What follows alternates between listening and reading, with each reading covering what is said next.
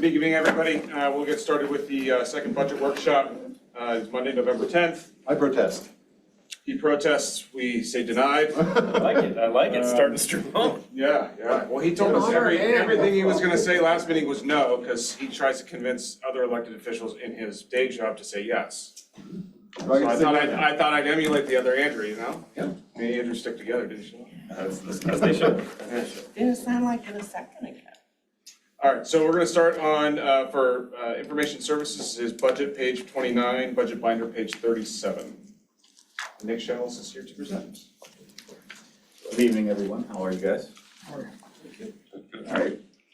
I'm gonna do this for Zoom. I know you guys heard my spiel a bunch of times, so I'm manager of the Information Technology Office. We deal with all the technology in the municipality, which is consists of computers, phones, tablets, building security, access controls, video, software, training, and many other things, or any other thing that no one wants to deal with, we usually do. So, always a good thing. So far this year, we've been a little busy. We've had over 1,000 service requests, and those are our support tickets that we do for everyone here. Not bad. It's a little bit lower than last year, which is always a good thing. I'd like to keep the budget pretty much status quo. We're not really asking for anything new. We're happy where we're at. Some main things I'm gonna focus on next year is definitely the electronic record scanning a little bit more. We've met with a couple departments to expand that and get more of their paper off the shelves, get it into our electronic system and have it cataloged. That's gonna be one of the big things we do next year. Another big thing we are pushing out is training.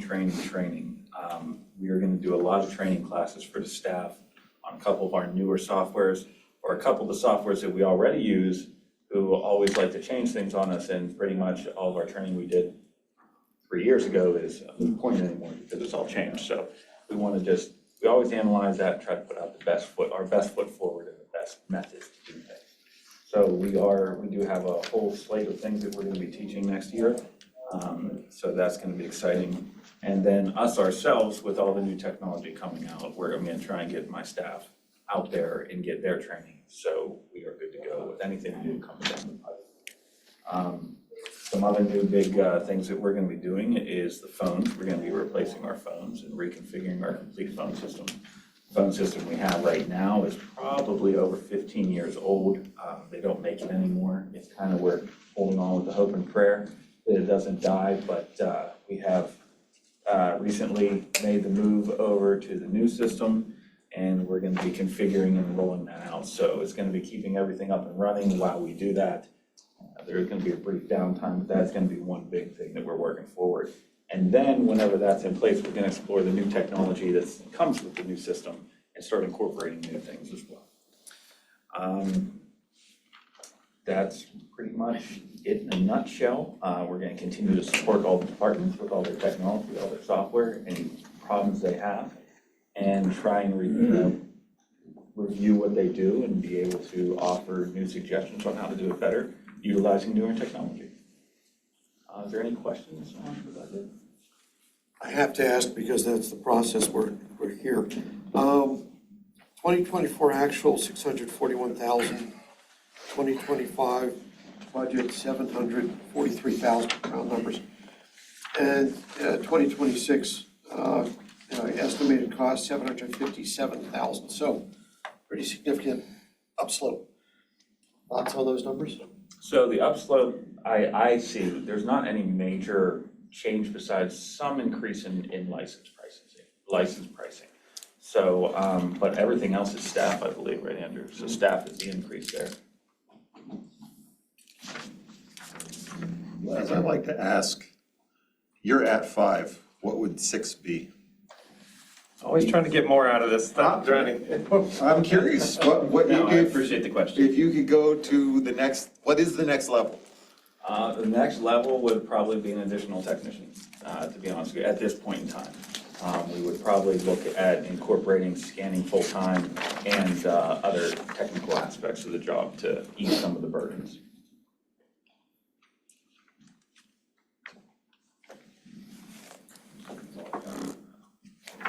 Any other questions? Oh, looks good. Good. Thanks, Dick. Thanks, Nick.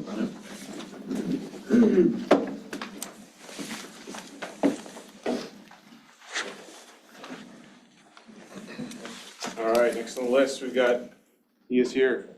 His name is Eric Miller, and he will be presenting on community and economic development. Thanks for that intro.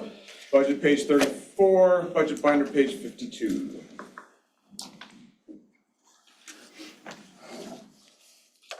I'll let everybody roll to the page. There's a lot of line items there, so I'll try to, guide you through this at the best of my abilities. Good evening, Commission. As Andrew mentioned, I'm Eric Milliron. I'm the Commercial Districts Manager and Economic Development Officer for the municipality, so appreciate the opportunity to discuss the budget for my department, of which you were looking at yet. I'm the Economic Development Department for the municipality, so the line item there is basically myself, and I believe we still have a portion of my budget goes to an assistant. But for the lion's share of that, it's really staff. But what I'm gonna do here is just go through a little bit about what my department does, for your edification, anyone at home, and then I know we have two new commissioners that'll be cycling on. So just to give them a broad overview of some of the things that my department works on, and then for fun, I'm gonna throw some stats at you and some numbers. Right. So wouldn't be a budget presentation without at least a couple of numbers in there, so. So again, the Department of One, the Economic Development Officer and the Commercial Districts Manager, so I wear two hats. Under what I'll call the Economic Development Officer, I kind of view that as the high-level function of my department. So I'm always monitoring various economic trends that affect traditional commercial districts. So I'm always looking at that and catering my outreach and technical assistance, adjusting to those changes in the economy or trends in what's folks are looking for, what's being successful in other districts throughout the nation, things of that ilk, and then working and striving to attract those types of businesses to our commercial districts. So I'm also looking to sort of meld community desires, a lot of those you could see in the comp plan, again, with economic realities to attract those new businesses to our districts.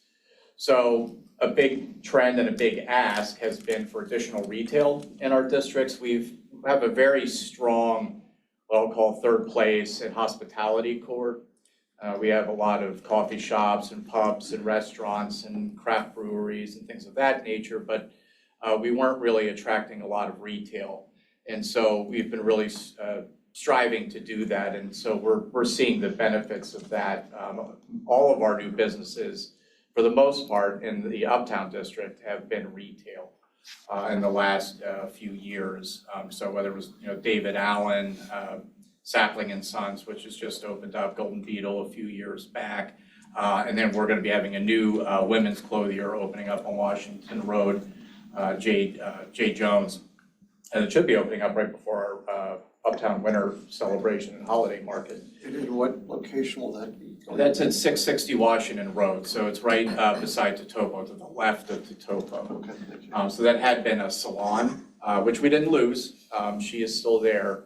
She just moved to the second floor. That's wonderful. It's a brilliant move. Yeah. You really want to have the retail on the first floor and that type of personal service up on the second floor. So it was a great win-win for everybody.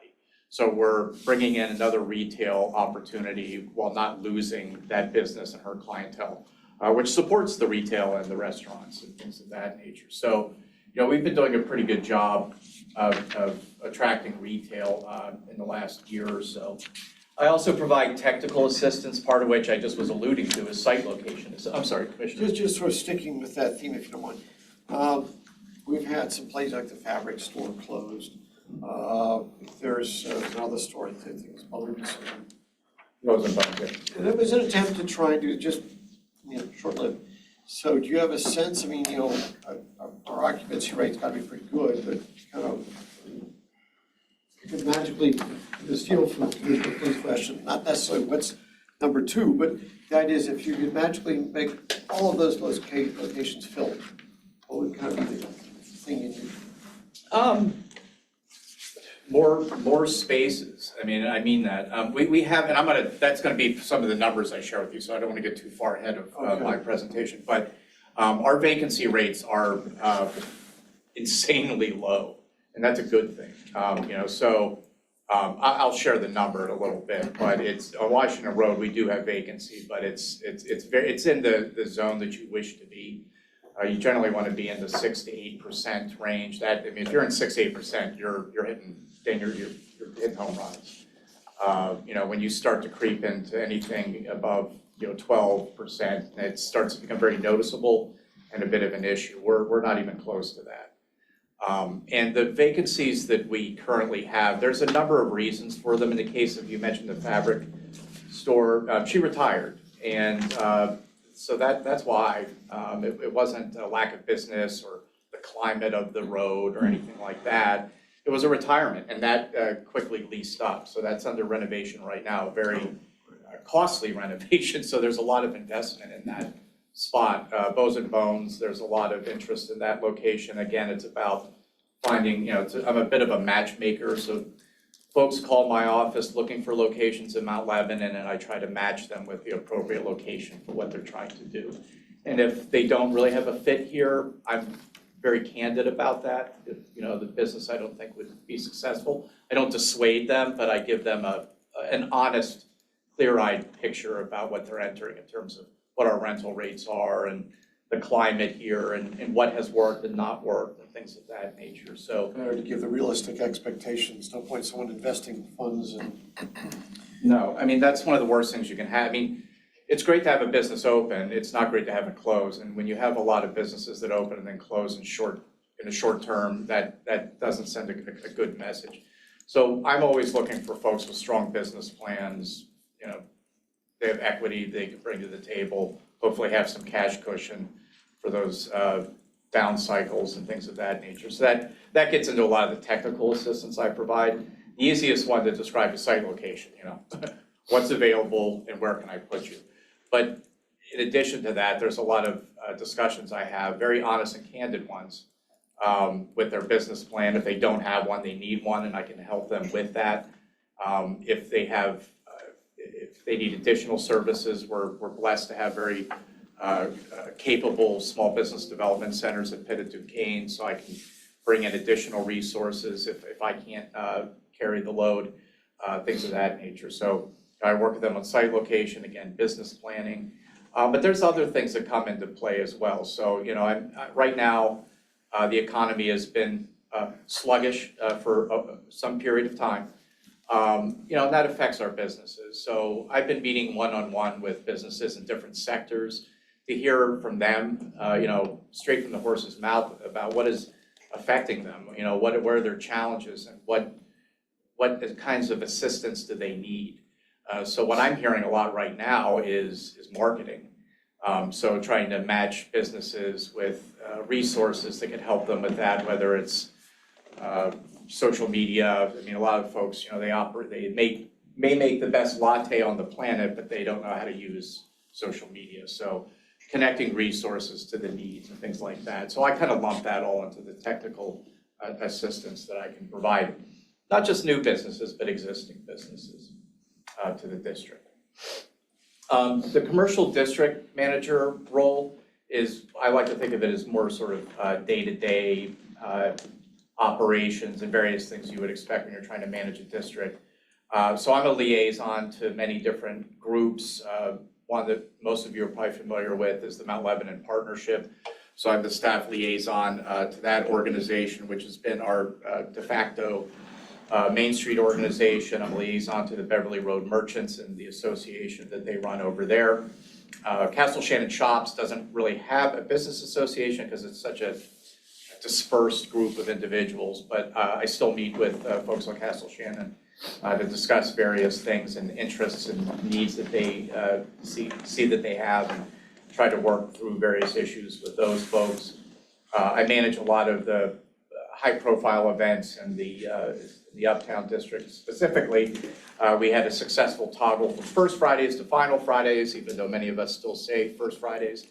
But we had a very successful year this year. We established a great partnership with WYP that gave us regional coverage and some national caliber talent, so we're looking to continue that. The holiday celebrations are right around the corner, so my office is heavily involved in organizing all of the various aspects of those two community holiday celebrations. And then I'm involved in the Uptown Market. We kicked off the Curbside Concert Series this year, which was, I think, very successful, where we encourage folks to busk and really add some vivace and sizzle to the Uptown Farmers Markets and Final Fridays, and Mount Lebanon Artist Market, and so forth. And then I do a lot of the reporting to the Department of Community and Economic Development based on various stats, which I'll go over here in a short bit. Any questions about that? No one had Vivace on their bingo card. Oh, I had sizzle. You had sizzle? I had Okay. sizzle. Sizzle, yes, but Vivace, that's good. I'll see if I can help you out. But wait, there's more. Hang on one second, do we have any questions on this budget item? I don't have any questions on the budget item, but this feels like background for our new commissioners, anybody else, to give this a I'm chance kinda like to this. ask about Eric. Let's go to the next section. Let's keep it rolling. There's one item, we're not gonna change it.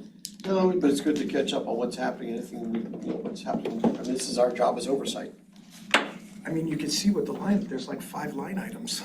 I know. I'll make it quick. Okay. Our Uptown occupancy or vacancy rate is 6%. Already went over a bunch of the businesses that we have. Beverly Road is now 0. F&F Pizza is opened, and then West Banco has been leased. Castle Shannon's essentially 0. That's it. I can go right into Civic too and just bang that one out. Perfect, thank you. So Civic, there's not much to it. It's the same event, the core events that I just went over. There is a slight tick of an increase there.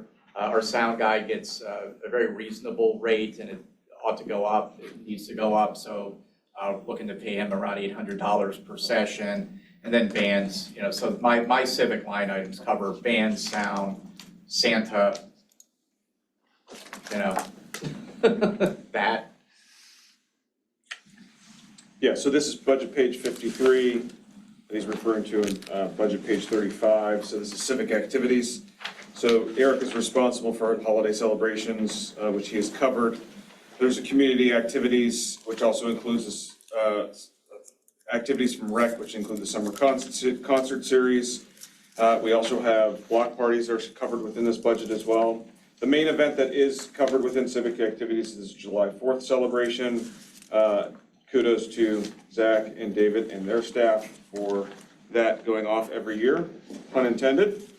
There are 2 expanded levels within civic activities. One was funded this year, and Eric can talk about the planter replacement for Beverly Road. Yeah, very brief. The planters that are there now are past their useful life. We would replace those in kind with self-watering planters that are more aesthetic. And what on the condition of the trash cans, how long have they been there? They've been there How dire is that? They could stand a refresh. It's not mission critical, but, it'd be nice to have a unified design theme between both of our primary business districts.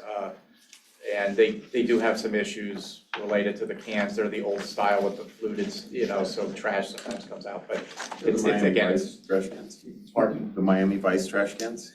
Yes, those. Might not be That teal. color? They make, I think they're green actually. Oh, okay. Yeah, they're not the Miami Vice. I'd like to mark that for a conversation later. It looked like there were items in the budget last year, 23.3, that aren't this year. That's what you're It's a talking big part of it. No, that'll be part of a carryover. Those specifically are for the holiday decorations that as they come, we funded a larger portion of those holiday decorations a number of years ago. And Eric has, as we go, goes through the things that about the menorah and the Canara, and those types of things. In addition, there are funds still available for street furniture that Eric is doing as needed.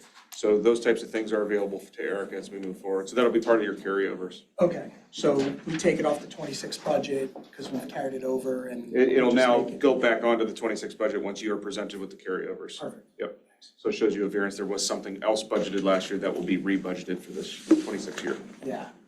We've talked about a few of those holiday items. Do we need to reserve more for that, or will we have enough based on what the carryover is? I think we have enough at this point, yes, I agree. for what we need. I asked before the meeting, for instance, like the menorah is a multi-year purchase, so as in, you don't have to buy it every year.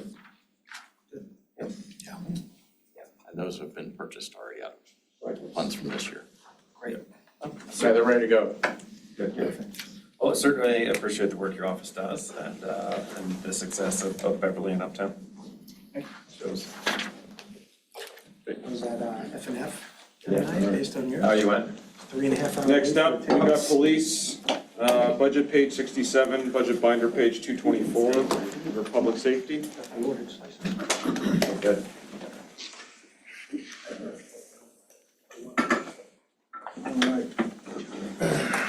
Good evening, Commissioners, Commissioner-elect. Appreciate the opportunity to go over our budget, present it to you all. We obviously do a lot of self-explanatory work at the police department, but there's obviously a number of things that get folded into our department that we cover, which is probably a little unusual in the sense of from a budgetary standpoint, from a responsibility standpoint. So our office covers 120 employees and really 6 major entities. It covers parking, it covers animal control, covers crossing guards. It also covers the police department. It covers newly established social services, which, as you all know, from the recent presentation at the commission meeting, had gone very well in its infancy, and we're very proud of that program as well. In addition to the entities within the police department, which we cover. And again, I'll cover those at just a high level, and then as we get into some of the more bigger budgetary asks, both deputy chiefs, as you see, are joining me, Deputy Chief Ruby and Deputy Chief Jeffries, have both do tremendous work and again, putting this budget together, and really, it is, again, you see an $11 million operation. Our variance is only $12,000 from last year to this year. From year to year, we continue to, again, maintain and not really increase a significant amount one way or the other. We try and, through a lot of different means, cover the cost of certain things, whether it's asset forfeiture, whether it's any of those other grant programs that we have access to. And I think that, again, we continue to be mindful of the cost to taxpayers and cost to you all and manage that and balance that out well. So working on page 67 here, police administration, obviously it covers our salaries, covers our admin, Haley Cherub, as well as a newly established social services coordinator. And again, Jackie's office has been well documented in terms of what she does and what that program does and the continued expansion of services for that. As we move forward, field services, you can see our immediate patrol service, again, maintains the current level of 4 officers and a police lieutenant on every shift. And again, we feel that that's sufficient based on what we know. Over the last year, we continue to, I'm proud to say we're up to 46 officers currently, which hasn't happened in quite some time. We have been, I think the best guess we came up with was somewhere in the 2020 range, that we actually were able to field a full team, so to speak. So as we do that, and as we've done that, we continue to look at some of the programs we've absorbed. We were recently recommended for full accreditation from the PLEAC Commission, from the PA Chiefs of Police. Accreditation, the new program we absorbed in the last 3 years. That program is something in addition to the newly handed over firing range over the last year, training facility. We continue to look and really manage in terms of what resources and what manpower we need to dedicate to some of those projects. And as we get up to speed from a manpower standpoint, we'll be able to manage a lot more of those programs in terms of level of service and level, really where those services live and where we can put those resources in terms of as we move forward. And as the threat change, I will tell you, from a current standpoint of policing and from a current standpoint of crime, we face different threats. The threats we face currently are very manpower intensive when it comes to things like frauds, which is really our primary risk to our public when it comes to what we face. These are very high dollar, very,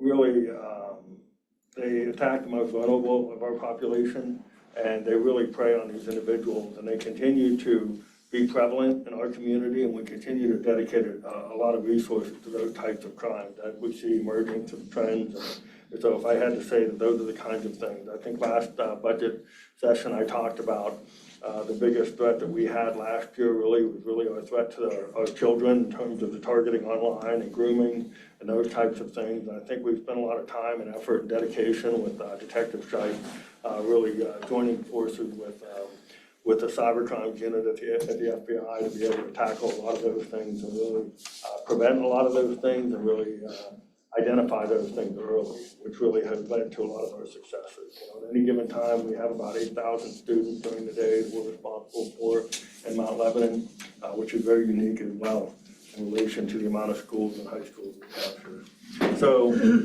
moving forward, if you look at the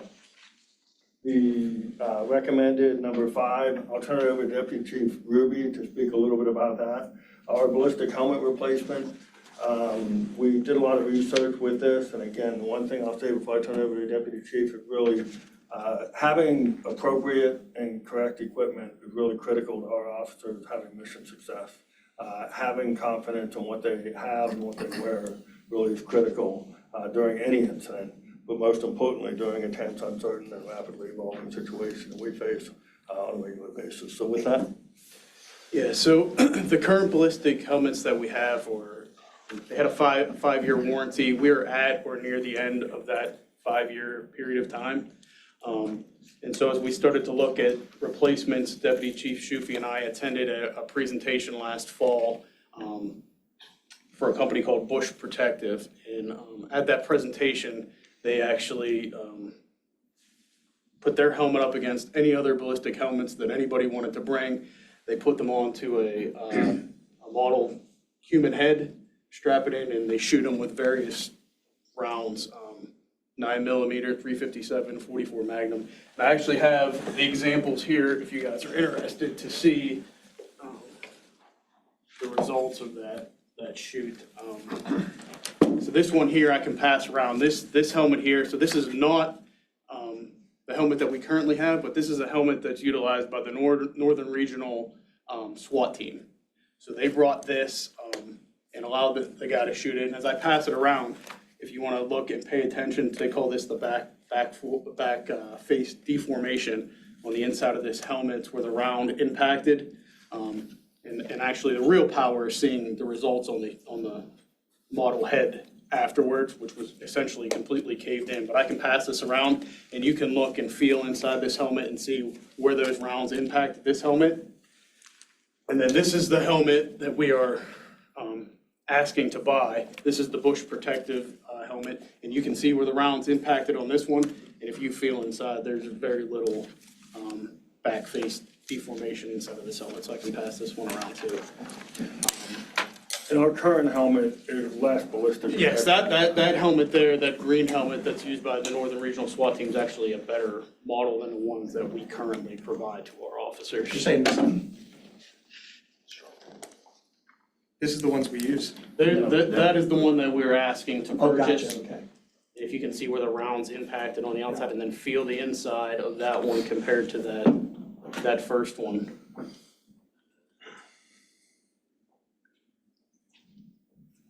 I have to say, after the demonstration, I don't think there was an agency there who said they weren't replacing their helmets, from county SWAT to Northern Regional to any other department that was there. Even a lot of the SHACOG departments that were there said that they were surprised actually about how their helmets failed the test in that demonstration. Any questions about that being, I know that's a significant number we're asking for on that. Any specific questions related to that before we move on? How often are those used? I mean, in what all instances are those helmets deployed? They're deployed? Yeah. So our patrol officers, we have 27 patrol officers as well as everybody involved. So as you know, in July 22, we had a 200-round gunfight occur on Gilchristen Road. I can tell you that any expected gunfight or known situation that we would come into, helmets would be deployed by our officers and anybody supporting that operation. Thank you.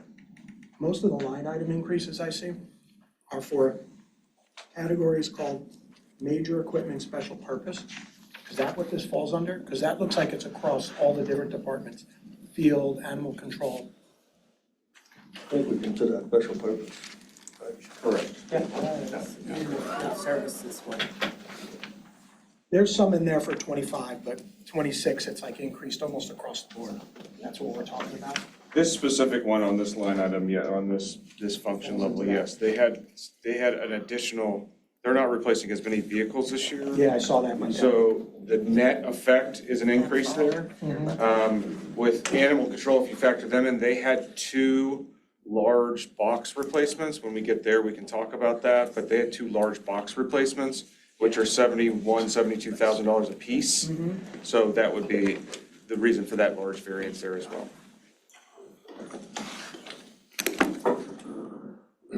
Any other questions on that? We're good? I had one more question, Yep. but I'm just trying, I don't know if it's in admin or not. It looked like training was increasing. Yeah. Is that, am I looking in the wrong spot? No, Is that part of that's admin or it is? Okay.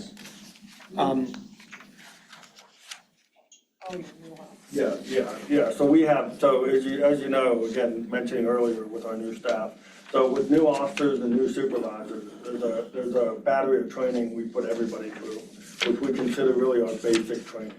So that gets them up to the level. A lot of that is training outside of our agency, External. outside Gotcha, instructors, and those types of things. So that would go up naturally Right. with newer staff at the Correct. less experienced level. Correct. Got it, okay. And the same with, again, the supervision courses tend to be costly, and then we also want to get them up to speed when it comes to supervising training. Understood. Yep. Okay, thanks. Okay, so, police support services, again, our support services, you can see, funded to current level with our existing surveillance-based camera network. Again, that network, we work with IT heavily on. IT Director Chalice and Deputy Chief Troopy manage that program, and really, we depend a lot on IT in managing that program. And that program really has been a game changer when it comes to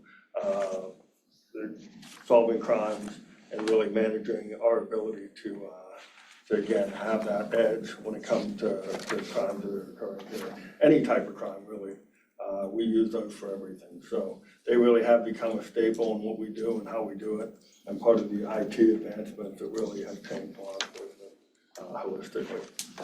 I would like to ask that level 4 for additional community-based surveillance cameras be added for later consideration. Yeah, I agree with that too, thanks. The only other stuff that go ahead, Keith, sorry. I just wanted to, just for commission's information, what's the annual cost for each camera that we have? For each camera would be $450 per camera times 4 per intersection. So About, give or take. Plus the internet costs, it's over Yeah, $6,000 so- a year. I was gonna say between 5,000 and 6,000 a year. Per intersection. Oh, per intersection, year okay, for gotcha. maintenance. Right. It's about $3,500 for internet, Just plus so the you, maintenance cost per camera. Steve and I will be gone, but it would be good, well, I would at least recommend that the chiefs come back and give an update on, the commission has received updates in the past on crimes that have been solved because of some of these intersection cameras. We've talked about it separately. It's unbelievable. Yeah. It's unbelievable the amount of information we get from other agencies telling us when people are coming through, ability to find things. I mean, we've even had people post racist flyers on telephone poles, and we've caught information about them on cameras. It's not something like, we're just doing facial recognition on people coming by and we're snooping on people. This is for when we're alerted crimes, people coming through. I mean, I think it would be great for the public to have that, an update on that info maybe early next year if you've got some time. Yeah, I made a note to add that, and Yeah. I think when Chief Loft actually originally proposed the intersection cameras, he referred to those as being sort of a force multiplier, Yeah. in that it, again, shortened the length of time for a lot of investigations, allowed the Yeah. police to get more information, because they can't be everywhere at the same time and can't always rely on witness testimony, so they Right. really have it really been a force multiplier, I believe. Yeah, it's even come up in PTA meetings where they've asked about accidents and stuff like that, so I think they're super helpful. The only other costs that I'm really seeing increase in these line items are contractual services from 25 to 26. For what's that one, the line item you're looking at? The support services. And it doesn't really seem like it's that much. You're talking about level one Increasing? for police support service? No, just, I'm looking at the individual line items that wrap up, so it's, contract general, police support services. Other contractual general, you're talking Yeah. about 45,307? That's it, thanks. Yeah, so that's the CJIS required and multi-factor authentication that we had to purchase. So it's a requirement of the criminal justice system to be able to have that. It's the required MFA, the multi-factor authentication that officers now have to have in their cars. Correct me if I'm wrong? So CJIS oversees all of our information, access and all of our information that we get when it comes to really anything related to personal identifying information. And CJIS came out with new requirements for multi-factor, and the IT department just recently completed an upgrade for not only on our desktop, but on our MDTs, our mobile data terminals. Officers are required to have multi-factor. So there's like people out there grabbing information between these units and stuff like that. Or having the access and they recognize that it was too vulnerable. So again, having that second layer of security is really assisting, again, protecting everybody's information. Most especially, those folks who are in wanted or in the criminal justice system, for whatever reason. That's crazy. That's all I got. Kind of moving along here, investigative services unit, again, those folks continue to do great work with everything that they have and everything we provide them. And again, as we get up to speed on the patrol side and as we start to see, they continue to get involved in a number of different fraud investigations, really labor intensive things, as well as a number of different narcotics investigations that really are far reaching. Again, not to be discussed here, we can discuss some of the specifics on executive session if you have specific questions. But I can tell you that there's very significant casework that goes on a daily basis here that really impacts our lives and potentially the lives of our residents. Again, whether it's Detective Biskin or Lieutenant Stover or Corporal Flerick or Detective Casagrande do on a daily basis. And again, I mentioned Detective Shipe earlier, with those guys really spend a lot of time and effort in keeping everybody safe as well. Again, moving forward, you see traffic safety. Again, I think, most significantly, we work with, Commissioner Flynn on the Mobility Board, and I think traffic safety continues to be, our number one focus when it comes to everybody in the community. Not only because we're a walking community, but because of the different modalities of transportation that exist here. And we continue to balance that and continue to educate people. The recent passing of the Paul Miller Law has really brought traffic safety in the spotlight in terms of people and their distracted driving. Distracted driving really has taken over as our number one risk when it comes to the motoring public. And we continue to educate and inform the public on the risk of distracted driving. And again, beginning June 5th of next year, we'll be able to enforce that with citations. And right now, we continue to spend a lot of time working, whether it's with motor carrier enforcement or just general driving awareness of the Paul Miller Law, distracted driving, and the traffic officers do a great job of that. Folded into that is our accreditation process, and our accreditation manager, Corporal Heinrich, who lived in that office and recently got us re-accredited. Yes. There was the recent training, if you will, to help people with our hands-free devices. How well attended was that? A number of folks stopped by, and I can tell you, we actually, I think they had under a dozen folks physically stop by, but those folks really found a lot of value in getting help. So those are folks that really struggled with the ability to connect to hands-free and connect a Bluetooth device or be able to understand what Apple CarPlay is and those types of things. So I think there was a really, maybe a low number, but a very high yield when it comes to those folks that really found the high yield service. Hopefully consider having another one of those, one or two of those between now and June 5th. Sure, absolutely. So that new law is warnings until, was it January? Or is it later? June 5th. June, okay. Have you given out a lot of? We have, we Okay. continue to do targeted enforcement for pedestrians and for driving public. We continue to do both. So we did our last pedestrian enforcement in the business district on Beverly in September. Had a number of contacts as well.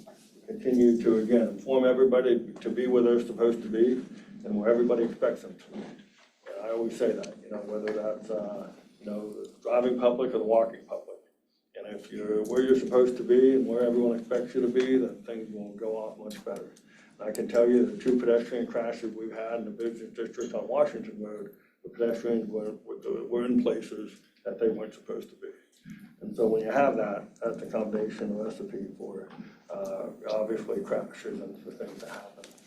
And for those things to be contributing factors. You do with pedestrians where they're supposed to be, really now, time change, let's say it's dark, an evening rush, to try and identify to people, say, hey, please wear brighter clothing or something, you're harder to see when you're, jaywalking at 5:30 at night. Yeah, I mean, anything people can do to help really increase visibility is the key. And again, our traffic officers, in addition to, I will say that, and we'll talk about community outreach in a minute, but our community outreach team does over 600 programs a year. And part of that is really educating our youth. And really as they get through the process of development of young minds, so to speak, and get to into high school, a lot of those things are discussed when it comes to walking and safe walking and really enjoying the spaces, whether that's green spaces or public spaces, and how to do that safely. Yep. All right, with that, again, just mentioned community outreach, again, those folks continue to do great work and develop programs and update programs, and I can tell you, they spent a lot of time over the last year updating a lot of the programs, not only delivering everything.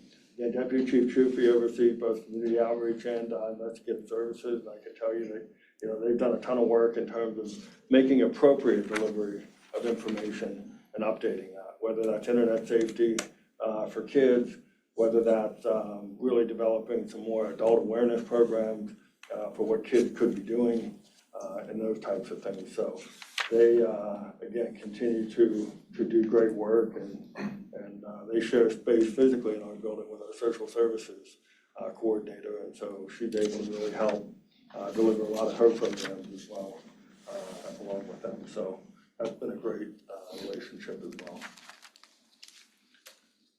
All good on outreach, everybody good? Yeah. Okay, school crossing guards. Again, we are recommending the same level in terms of school crossing guards. We continue to try to maintain that 44 level along with the number of subs. I will tell you, we're working with a school right now, and Deputy Chief Ruby attended a safety symposium recently, and they sort of kicked off a safety review. So the next year, we're going to be doing a safety review. Now, the Safe Walking Routes was a program that we had been a part of for a number of years. That program has since gone away. We're now looking to work with Dr. Freeze for recommended walking routes, in addition to looking holistically at school safety, whether it's, again, we recognize that modalities have changed. More people drive, more people drop kids off during the mornings. That's really been an elevated area of concern. And so we're going to start to look in terms of what we can do holistically to help those things, whether it's drop off and pickup, and also, again, walking routes and recommendations, as well as our deployment of crossing guards. We have a significant number of folks that are dedicated to crossing safely our kids, but we also want to make sure they're in the right spot. And so we haven't really reviewed that on a deep dive recently, and so over the next year, we're going to do that with the school district and others, and really include all stakeholders, whether it's our traffic engineers or whether it's our active transportation plan, and really include everybody to where we can, again, make any recommendation we have over the next year to help make that process more seamless. This would probably be a question, is Ian here? Yeah. Why is this a separate thing? Why is this not an integral part of the active transportation plan? We can loop it in together. I know our consultants have just started working on some of the review of the data on the safety stuff. So one of the first things we did with the active transportation plan was have the consultants come out and meet with department head, staff office chiefs from both Mount Lebanon and Dormont. So we can definitely keep those lines of communication open and loop people in together. Yeah, I just, my hope is that we're not creating separate channels of discussion, right? As Chief, you and I have talked about, right? I know you have a very immediate need to focus on the safety right now.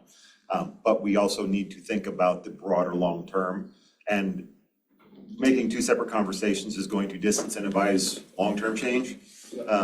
So I want to make sure that these are integrated discussions, right? That you're at the table when the active transportation plans are happening, because whatever the safe walking routes are going to be next year is going to inform anything that we ever talk about when it comes to redesigning a street, right? Because you guys are it's gonna be locked in, and it's gonna be a tick without a head, or whatever the analogy might be, and it will never change, right? So if you're looking at it now, I wanna make sure it's looked at, in the context of the full transportation framework, as opposed to separately.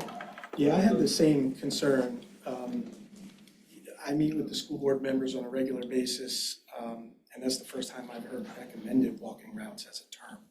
So, my mind went to, we're gonna have this active transportation plan finished, and then a year or a year and a half down the road, we have a recommendation. It's like, now we have to change sidewalks because this is a new recommended walking route. So I think those things need to be, not just open lines of communication, that has to happen. Right. Otherwise, we're gonna get an active transportation plan, get things done, and then we're gonna get a recommendation from the school board. You should go that way Well, this is instead. for the safety of our kids, and we need this road here to have this width because we need an extra sidewalk or something like that, and that's gonna be a huge heap of money wasted. Right. Yep. We'll make sure we stay in touch with the right folks on that. Yeah, and I'm sure the superintendent is the right person to have in the room, but whoever takes over as commissioner for, school liaison should wrap in the school board, because they'll approve that at some point.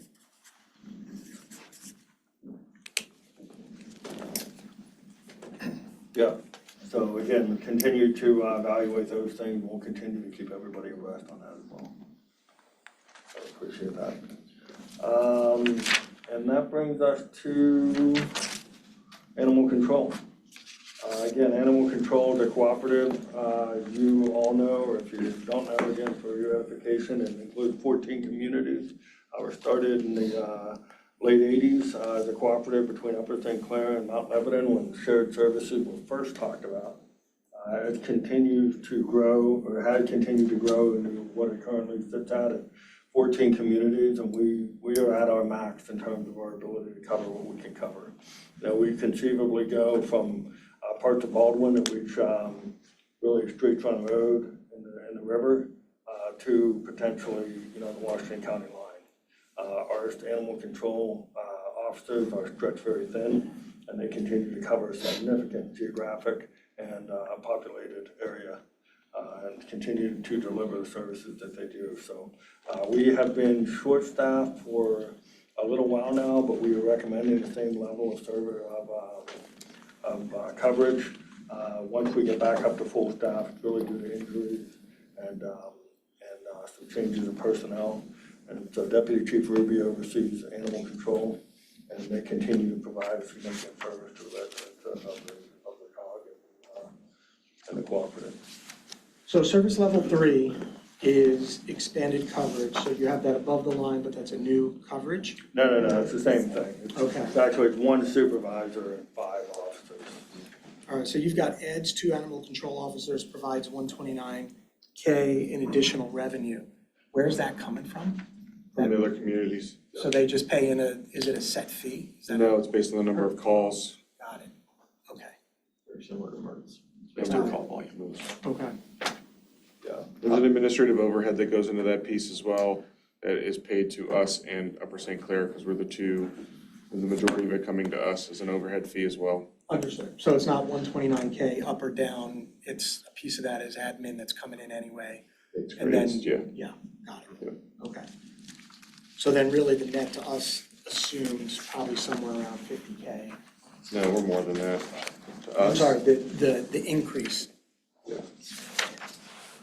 Yeah, the net number that we try to maintain, depending if it's a vehicle year or not, an upfit year or not, those types of things is around 100K for animal control net. Which is really the paying into service level 1. Right, service level 1 is, hey, we just have one animal control officer dedicated 5 days a week. And by doing the cooperative, we're saving money plus providing more coverage to our member communities. I get why we do it this way, but I would love to just see this as like separate item outside of this budget, because it's kind of it's like the parking fund. It's not really a revenue generator, per se. Yeah, well, enterprises don't necessarily have to generate revenue, but they. And there's the people management aspect, which I think is what drives this for us. Gotcha. You're saying outside altogether, like almost roll it up under a cog. Well, no, I'm just from our budgeting perspective. An accounting aspect to move and separate the fund into a Oh, so separate. not Just so like, that- we shouldn't do it. I just want, ultimately, I just want to look at a net number. Yeah. Right, that, what's it costing us to maintain this service and provide it, right? And what kind of revenue do we get and what are the offsets? Again, this is a very nebulous number because it's not, we are not spending $574,000, right? Right, which, again, we all know that, but I think it would just be easier to just. Our net number next year is 91,000. No, that's, I was just thinking 574 minus roughly 460 in revenue, so. It's on green sheet budget page 239. With that, any questions for us? Appreciate it. All right, get your basketballs out. It's recreation time. Whatever your spherical object is of preference, or non-spherical objects. With all the emails, I think it's actually the golf balls. Yeah. Hardly.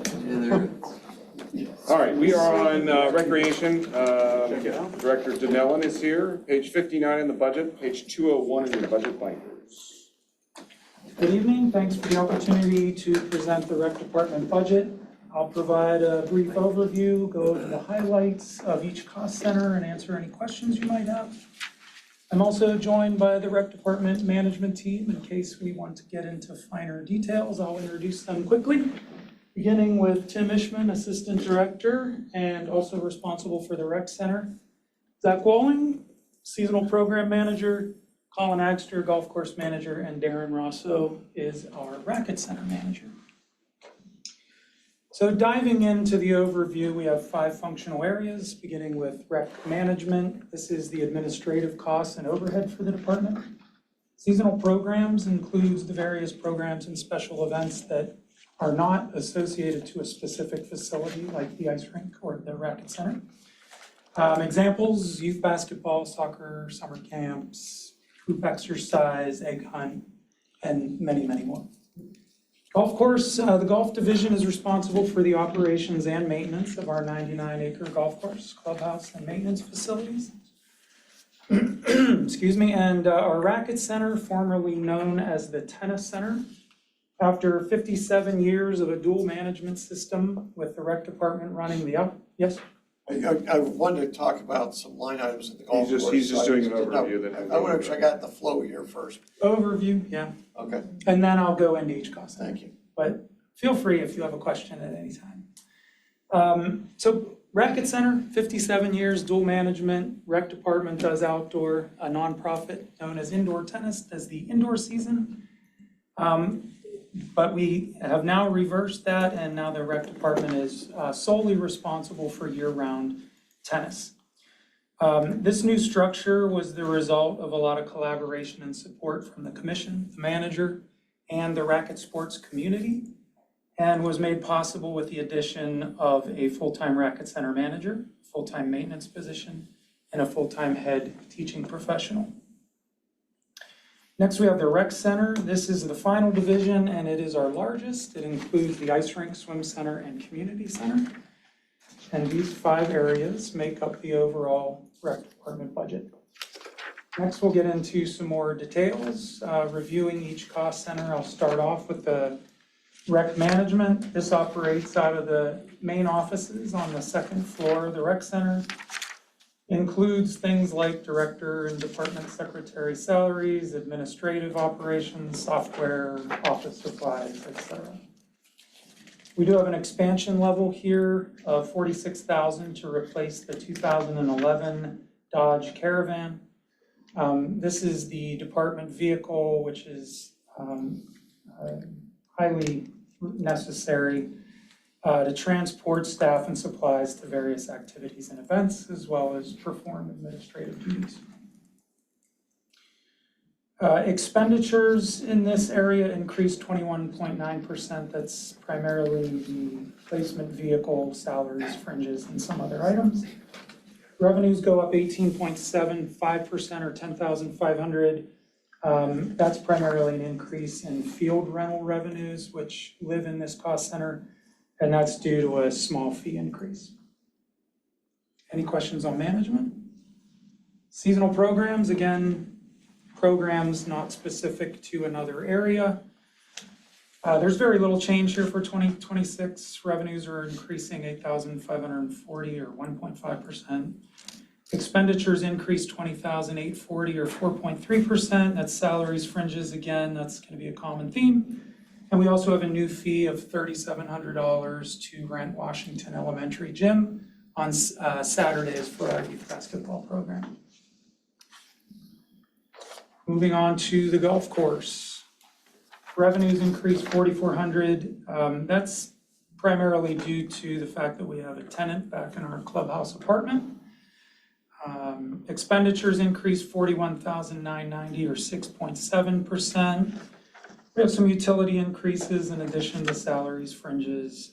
We have new T signs at $4K and replacement netting on the number 9 T fence at $6K, and just some other general maintenance or repair items. Yes? I don't know if this is the appropriate time to jump in or not, but here we are.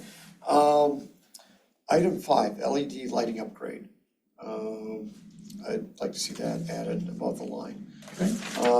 And then, the manager, you had a note about the tree removal, that's something Public Works, that's number 3.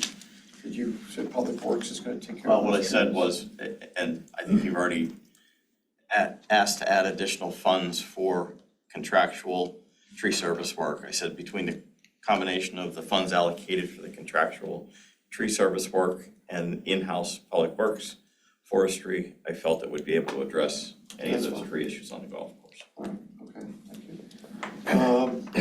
The other is just for discussion down the road about the painting of the clubhouse exterior. I'd like to move that up, yeah, as well, or discuss it, you're right.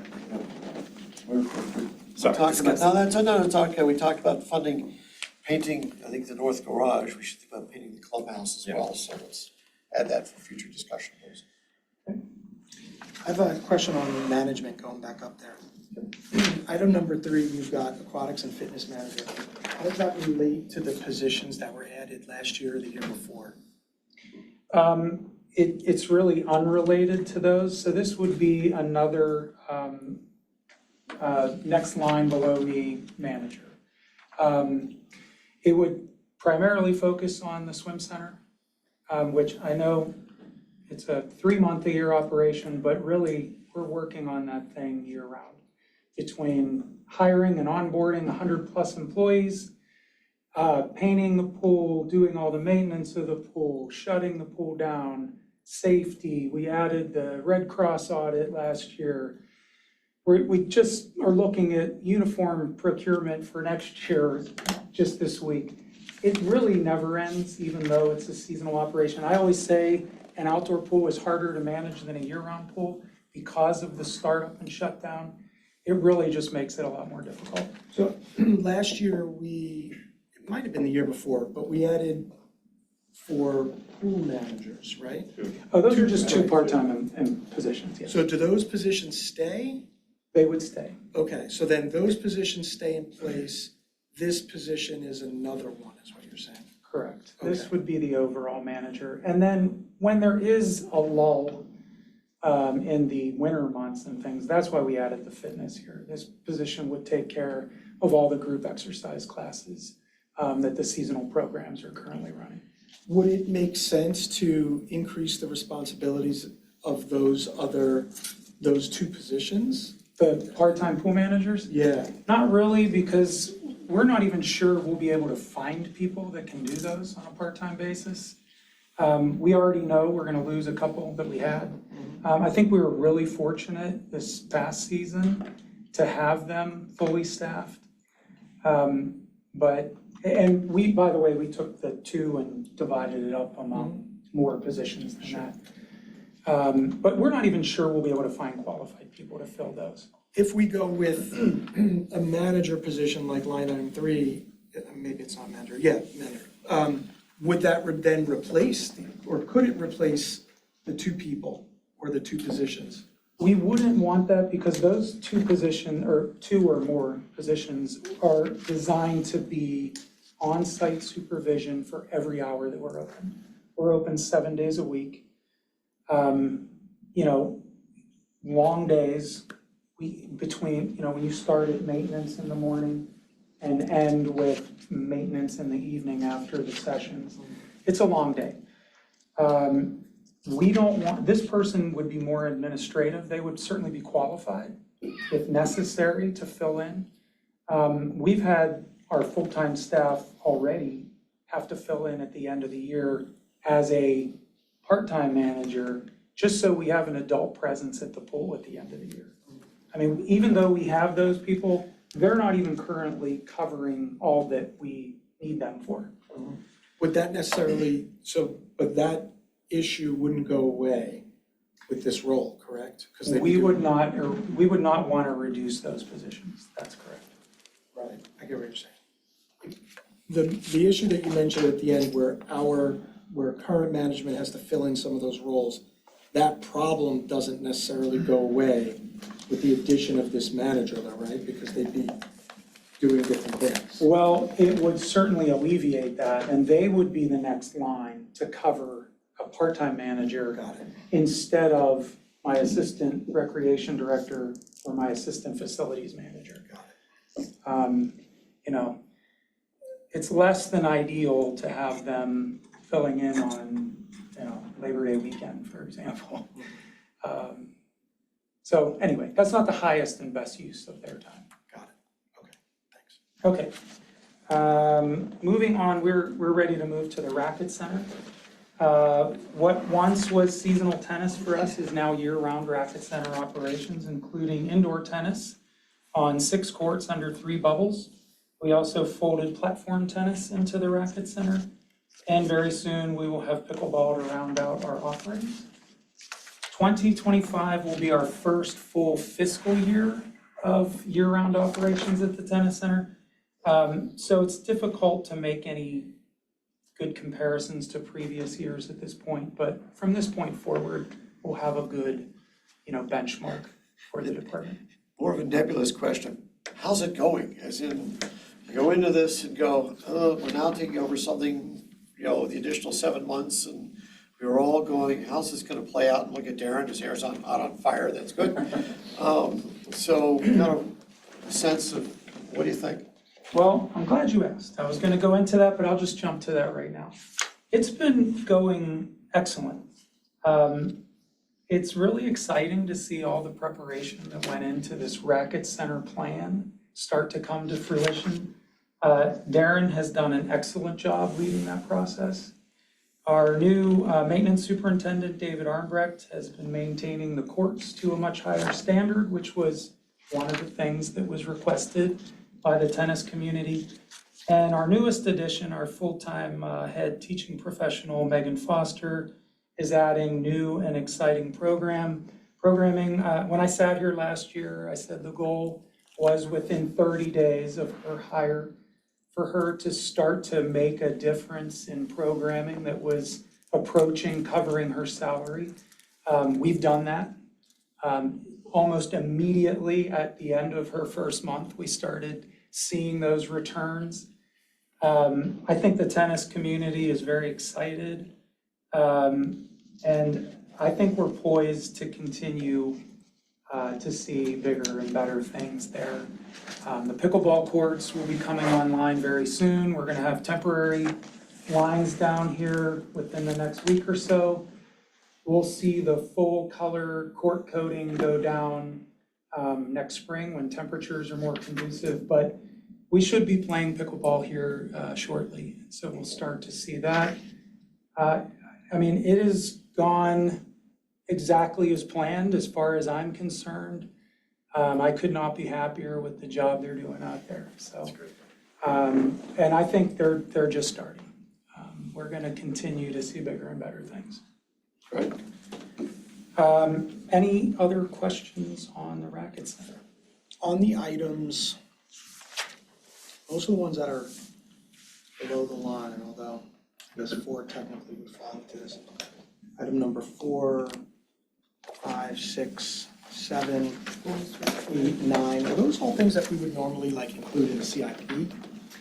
No, they're below capital level in terms of cost. So, you know, they're more maintenance. The ramp is new construction, but it's not gonna get up to 100K. I certainly don't think. These are just things, you know, that we're seeing as Darren's on site on a daily basis. Ways we can improve safety, accessibility. We're trying to tackle those things as quickly as we can. And I see item 4 is recommended to be above the line, so that's to address windows. Yeah, that's a simple, like, safety improvement that Darren picked up on right away. So that is funded and we'll get that in place as soon as we can.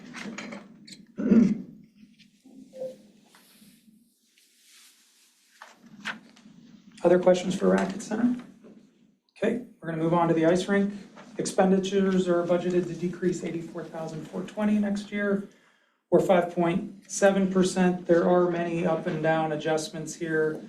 For example, we have a big reduction from chiller repairs and temp chiller expenses this year. We also had a $20,000 lift purchase this year.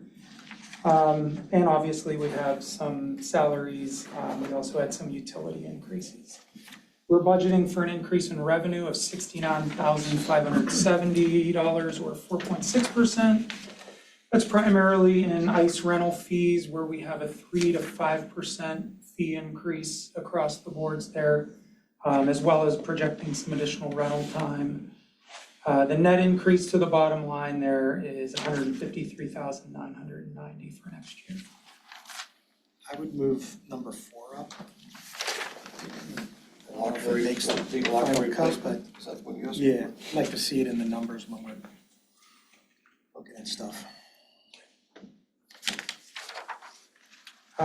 Moving to the swim center, the manager has recommended an expansion level to level the floor.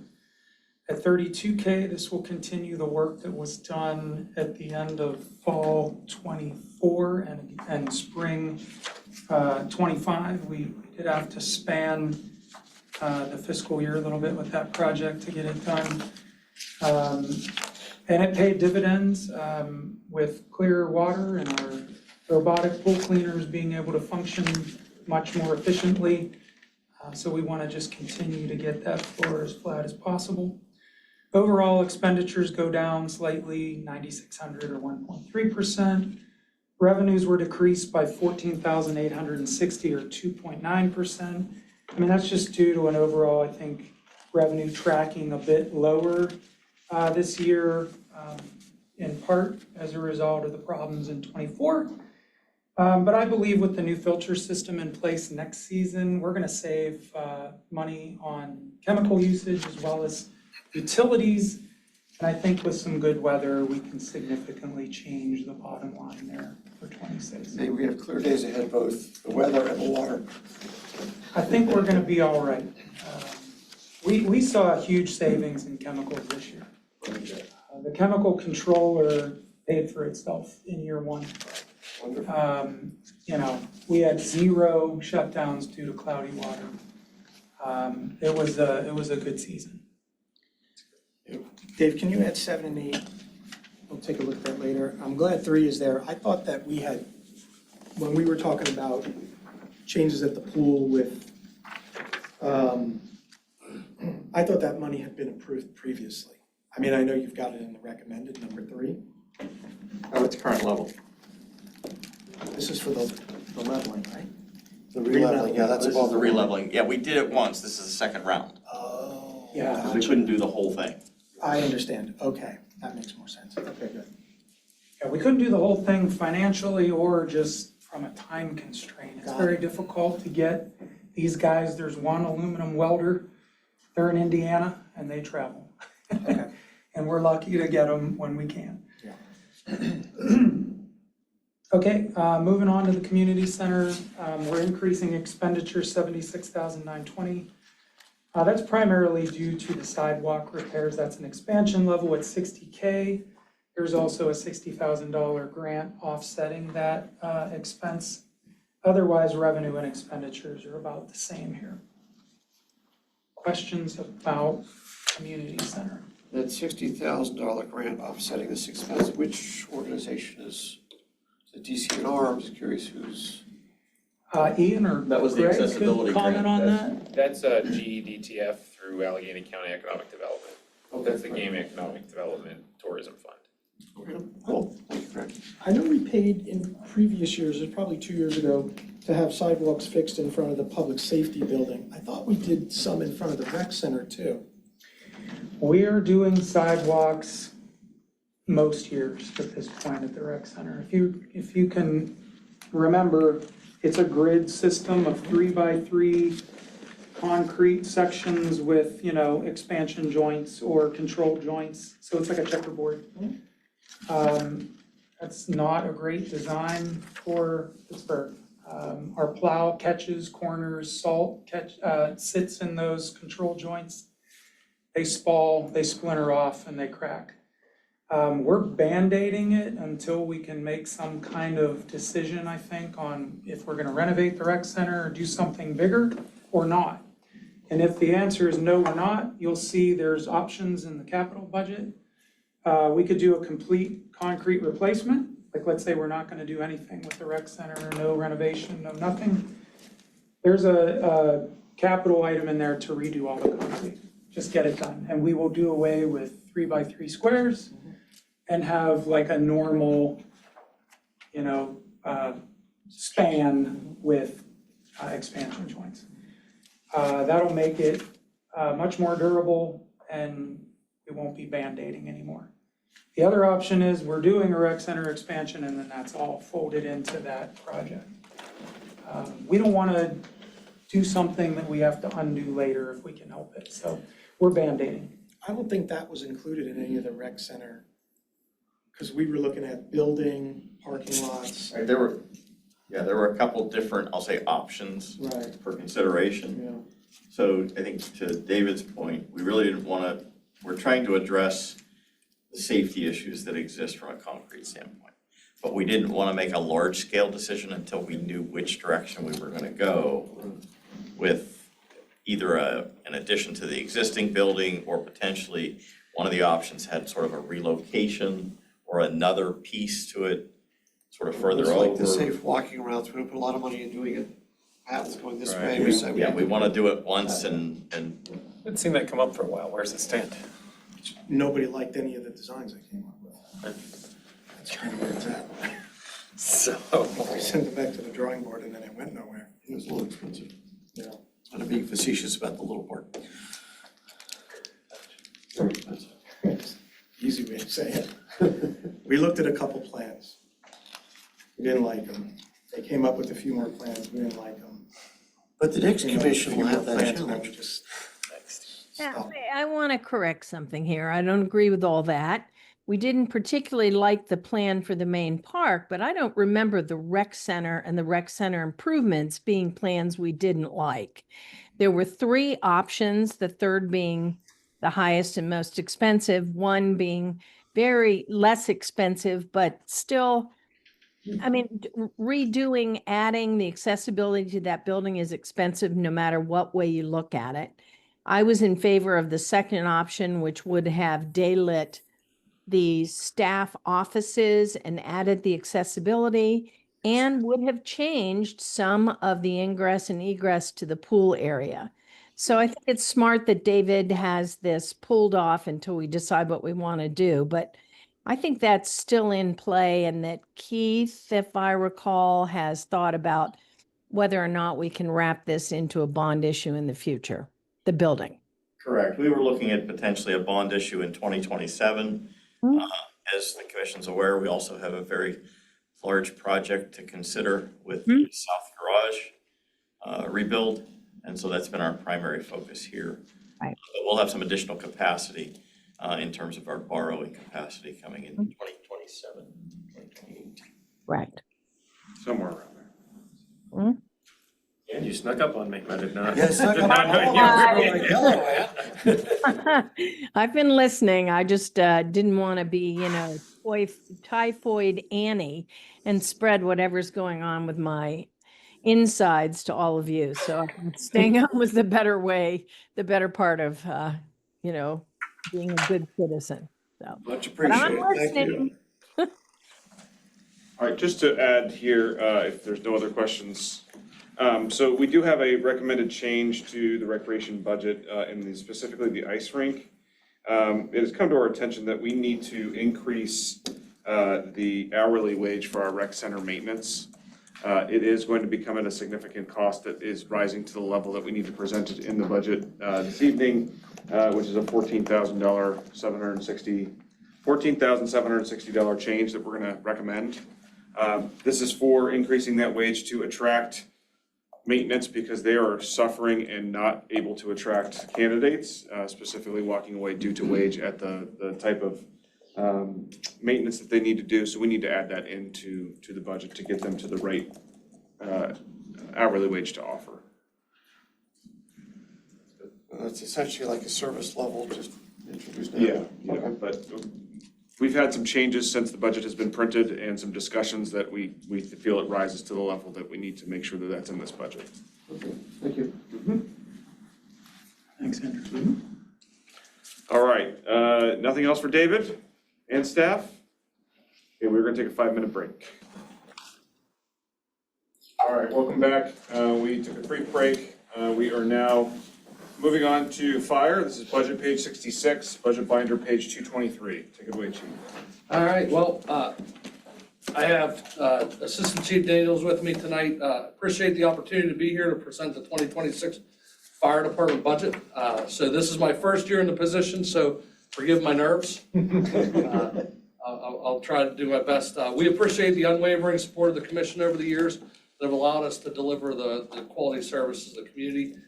I think it's important to kind of know where the money goes. So I got some stats here so that you can understand where we're at and where we want to go.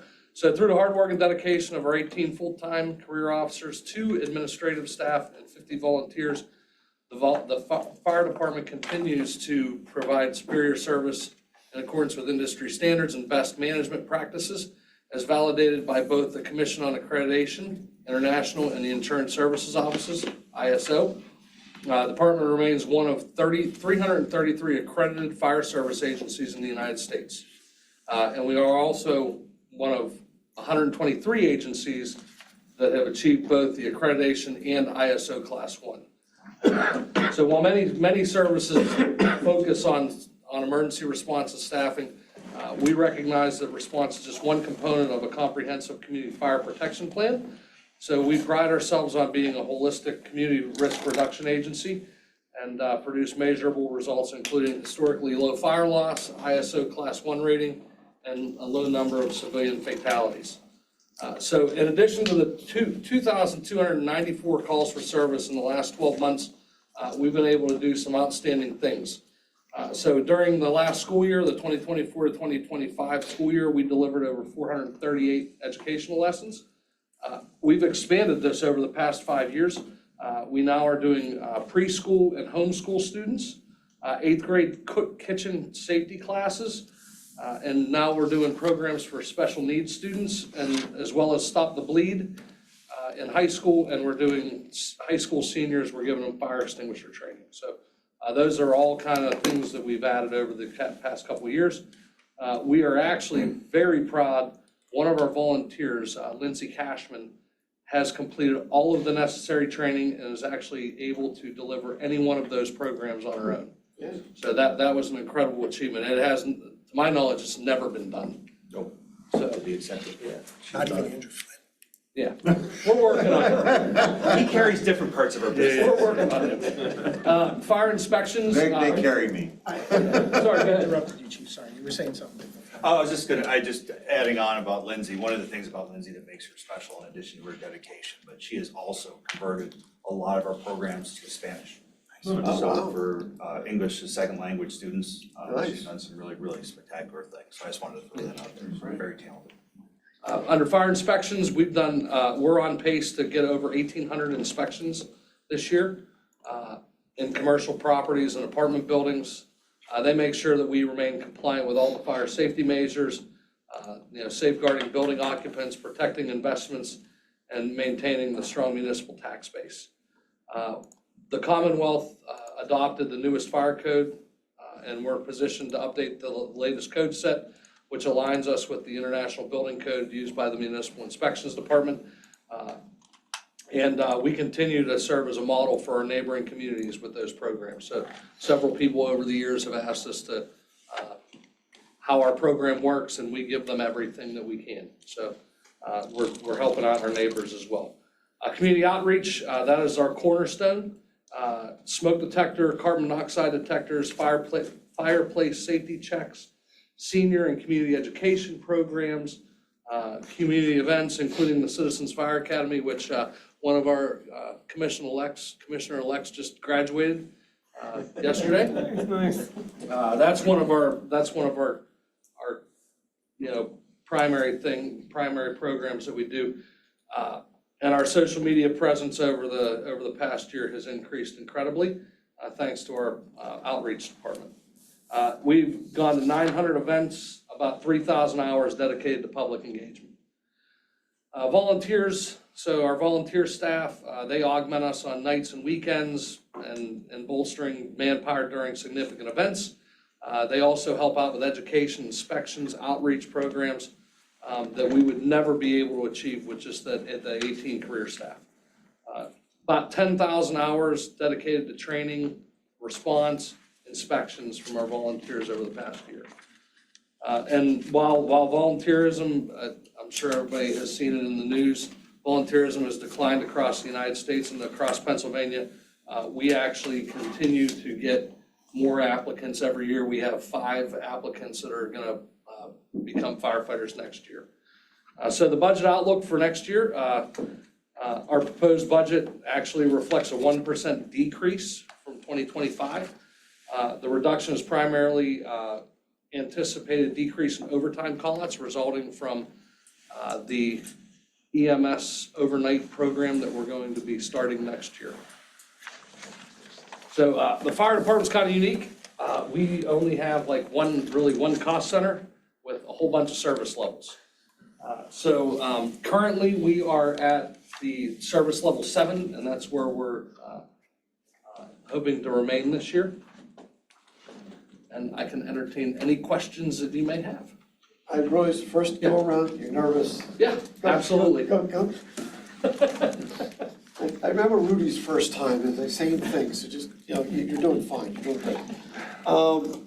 My question is more related to financial folk. You've done a memorandum relating to adding a vehicle, and I did not see it as a surface level, and so I thought to explain for the group, the ask for the vehicle.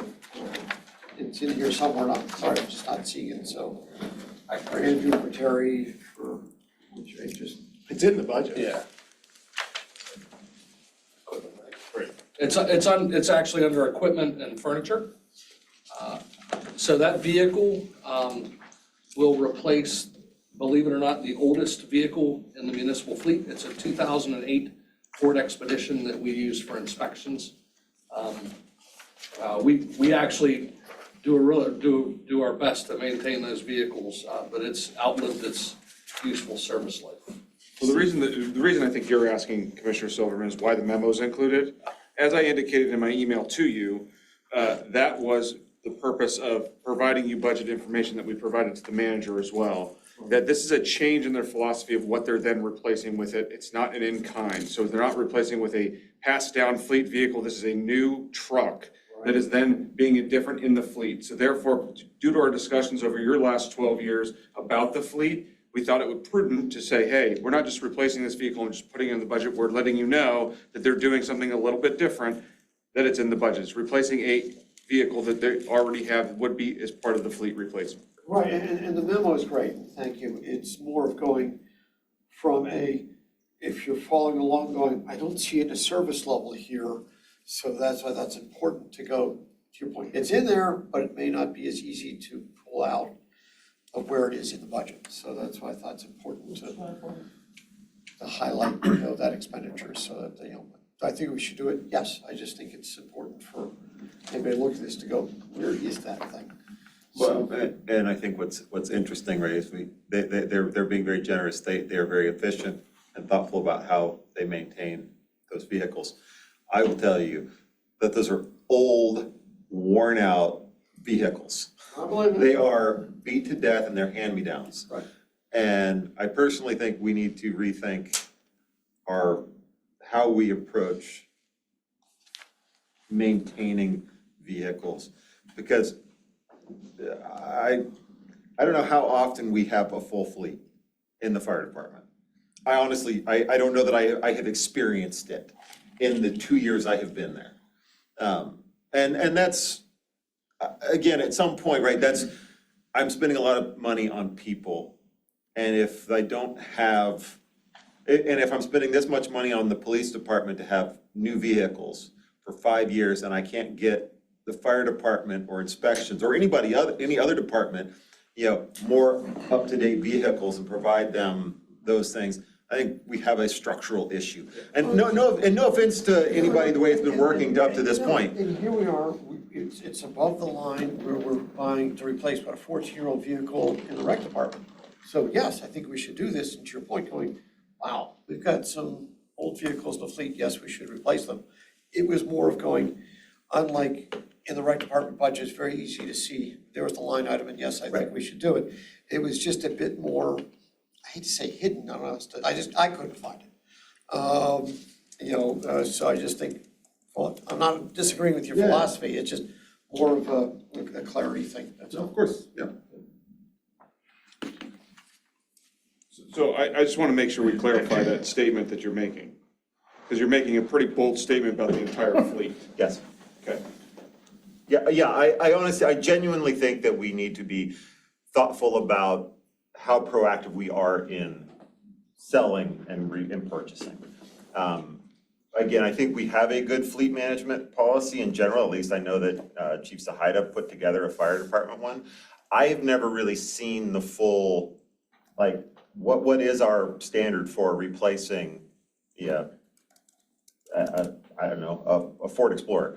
What are the parameters? How do we judge those things? And at some point, because I would rather sell it before it's too dead, as a general rule, and buy something that's at a higher quality than run it into the ground. But maybe I don't want to do that. Maybe I want to drive everything into the ground. I'm not sure, but have we done that analysis?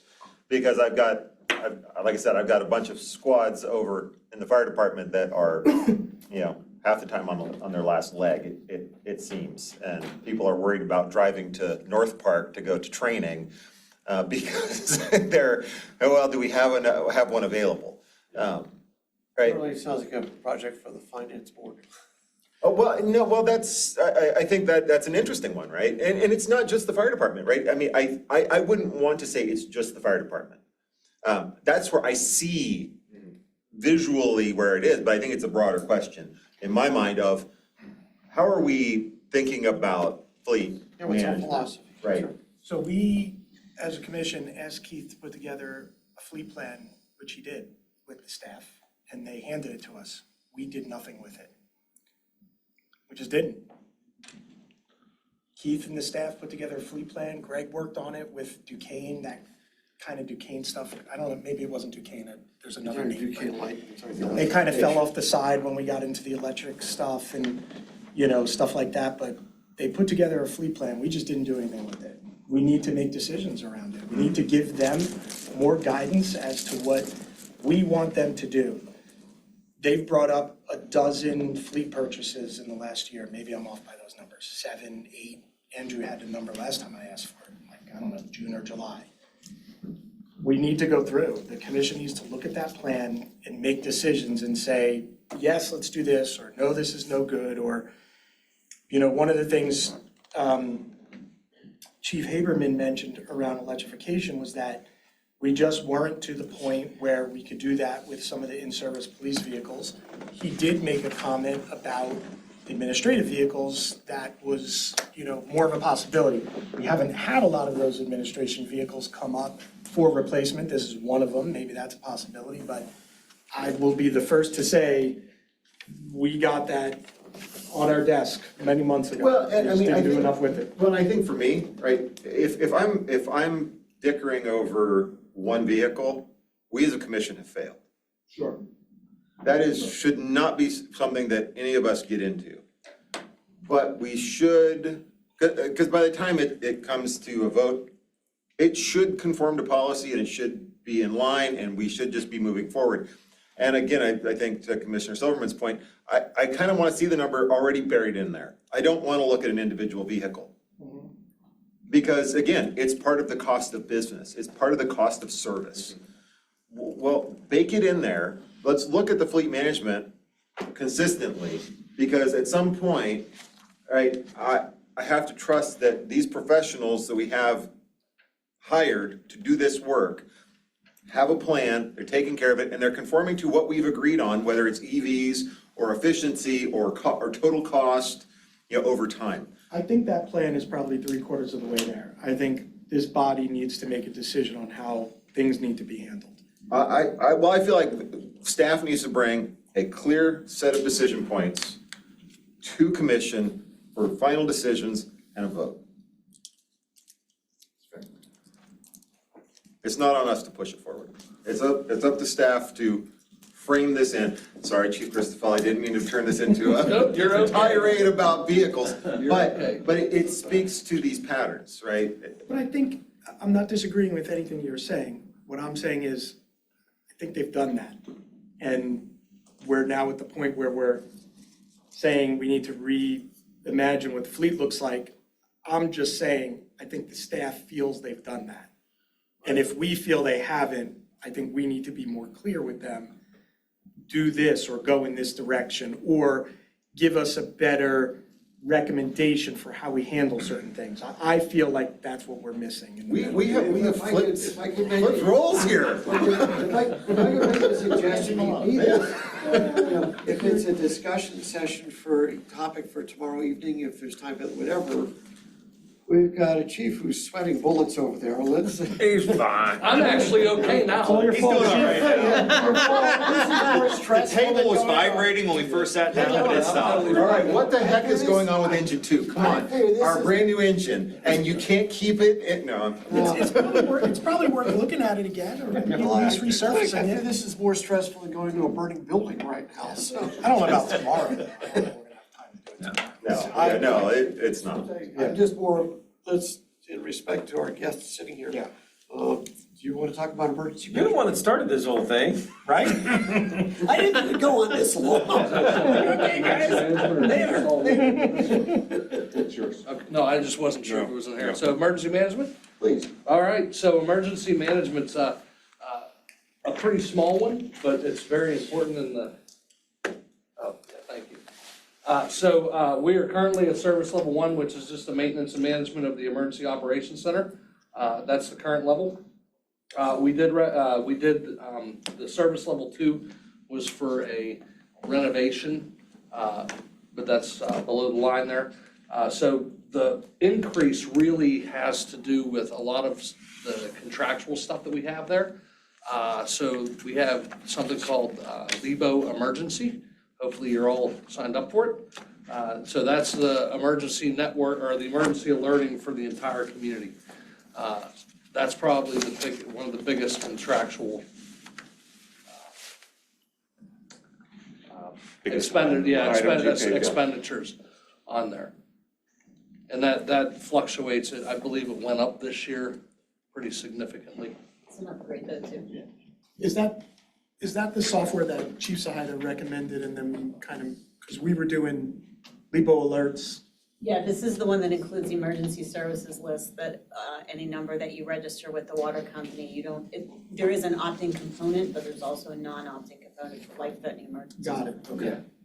Yeah, this LEBO emergency is something separate and distinct it's a completely different tool than LEBO alerts. So this is really geared towards those. LEBO emergency, for instance, for a police incident, they can segregate out just one little part of town, and it will call every individual that has a registered device with the water company, or if they're opted in, it'll text them, email them, whatever, and just say, hey, there's a police incident in this area, stay indoors, or a large fire, a tornado. Use it for gas leaks. Got it, okay. You wrote a memo, again, we see it in our book, but just for our vast television audience. Do you want to talk a little bit about your request for renovating? Sure, so things in emergency management have changed over the past probably 15, 20 years. For years, our Emergency Operations Center was the learning center in the second floor of the public safety building, and you had a incident command, logistics, a public information area, and they kind of ran the incident from that Emergency Operations Center. The newer model is what's called a support center. So the incident commander is who's on scene in charge of the incident, and that Emergency Operations Center supports them, gets them what they need, and that's kind of the model that we're going to. The renovation was part of that. We found during the storms in April that we could do some things a little bit better, and that was kind of the renovations.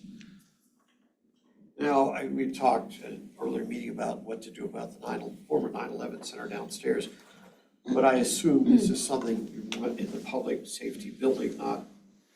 Yeah, so in the event of, so for instance, using the storms or anything like them, any significant event, the immediate reaction or the immediate action is that the police watch commander and the fire watch commander or the fire duty officer get together in that room and they start organizing the activities right away.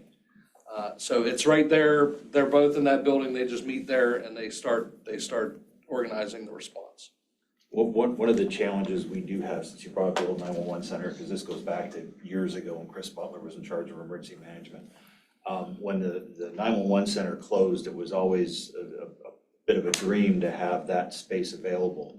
One of the challenges with our building is we've got massive windows on two sides of where we would typically have a large scale event. So if this was a major weather event and we lost use of that particular area, the idea of having a place where we could set up quickly and bring everything up back online to keep the continuing operations going of the entire municipality was always seemed like a nice place to be able to do that.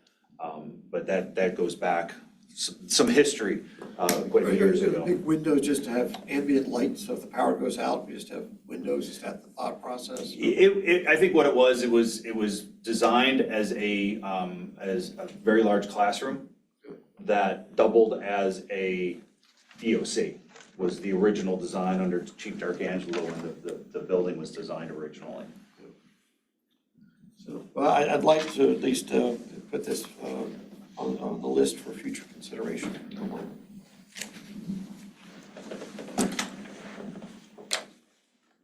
Anything else for the fire department? So how's Fireman Flynn really doing? He's doing okay.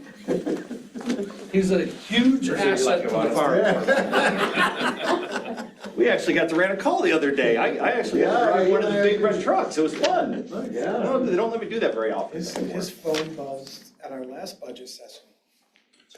Yeah, no, I actually heard. I was listening and heard it. He almost ran out. No, I think he actually said we have paid professionals to handle this. That's exactly what he said. But I wanted to run out. But that's a different issue. Thank you for making it somewhat painless for me. Thanks, Chief. All right, next up, we have planning. We already did general management, so we're on planning. So this is budget page. I believe that's the wrong page. Since I was going to do the page numbering, I should be shot. So it's budget binder, page 53. And budget page 34. All right. Thank you, commissioners, and hello to our commissioner-elect in the room as well. So with me, I have Greg Wharton, who is our urban planning and sustainability coordinator, or sort of colloquially called our assistant planner. So the planning office is myself, and I am, as you know, the assistant manager and municipal planner. So that is service level 1 is the basic planning functions, everything required under the MPC that we take care of. So it includes half of me as well as part of a administrative assistant that's shared with Eric Milliron's office in Community and Economic Development, and that employee also is the main person who answers the phones when people call the municipality. And then service level 2 is Greg's position, the Urban Planning and Sustainability Coordinator. Greg does a lot of not only tracking and coordination with our sustainability initiatives, which was kind of the impetus for creating his position a few years ago, but also has taken on tracking all of our grants that we apply for, making sure all the paperwork is filed with necessary agencies for continuing those, doing disbursements. He continually searches out new grant applications, assists other departments with filing for grants, as well as Greg was the coordinating person as the point person for compiling all of the capital improvement program information since the planning office took over that function as well. Earlier this evening, we just talked about the $60,000 grant for the sidewalks at the rec center.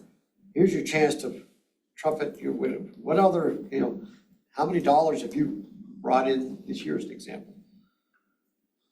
Currently this year, not entirely sure offhand. I'd have to go back and look. They all mesh together, because some grants you apply for like in September, you don't hear back until next year. So it's kind of difficult. But overall, I think through through my time with the grant submissions, I think it's over $1.25 million, close to $1.5 million. A big part of that was the fire training facility, which was $621,000. So that's a larger. But there's a lot of $60,000 grants, $50,000 grants, even the 15. But we have some larger ones out there as well. We apply for some rather large grants every year, so that number can jump relatively high and pretty quickly if we were ever awarded. So we also got lots of 50 and 60,000 grants. They add up quick, so those are good. We got that $50,000 Active Allegheny grant this year. That for was the most active recent one. transportation plan. That was the most recent. The 150 that dropped off, is that the zoning? Yes, that's going to be a carryover because we've awarded that contract. We have a kickoff meeting with staff coming up in a few weeks with the consultants. So that'll be a carryover for next year. And that's a great segue too, that the planning office, in addition to doing all of the processing for land development plan, subdivision applications, conditional uses and all that, also oversees kind of the major planning initiatives, not only the comprehensive plan, but we currently are working on both the active transportation plan and the zoning and Saldo update study. So those two major projects are also why there's no service level 3 this year, asking for more money for planning projects, because we have two major projects that we will continue on and work on in 2026.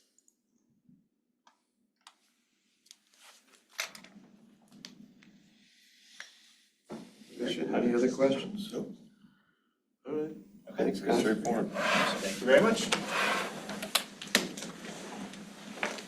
All right, moving on, we're gonna talk about other funds or anything else. We have a little bit of the general fund left. Any specific questions for general fund operations before we get into other funds? All right, we're moving on to the debt service fund, which is on budget page 75, budget binder page 248. Debt service, this is specifically presented in the budget for the general fund and special revenue funds, more commonly known as governmental funds. There is no debt in the parking fund anymore, so we will not be talking about parking debt. So when we do get to parking. Or a couple. In this year's debt service, we are recommending another bond issue, which we'll get into in capital improvements, whether that we discuss any of that tonight or when we talk on Wednesday. So we are anticipating another level for new debt service in 2026. These are funding the projects in your budget in the capital improvements portion of the budget. Specifically related to things like Brafferton Fields, Clint Seymour lighting, parking at Cedar, so on and so forth. Those things we've discussed in the manager's budget message. We'll be discussing those more, as I said. So based on timing and where we did it this year, it's a relatively similar size issue. So I decreased the amount that we're gonna need in 26 because as much as I want to pay our principal sooner, because I don't want to leave it out there, I don't think that we're gonna be doing anything different than we're doing this year. So the expanded level is $150,000 to pay for that service for the 2026 bond issue. All these funds will be paid for by the general fund and will not require a tax increase to pay for it. Okay. I'm assuming that the debt we're talking about for 2026, the interest rate will be lower because the Fed has lowered interest rates? Potentially, yes. I guess it's a bit too early to make a prediction. Yeah. Okay. Andrew, on these rolling off, just looking at your table here. I know we discussed this recently, but I'm just wondering if you can update me here on the dates and the debt that's rolling off, or like annual debt on those. We've got there's 29 and 30, right? We have 27 is the first roll off. Okay. And we've already layered in some debt there with our 25 issue. And then 29 is our next major decrease in debt. And what is that number?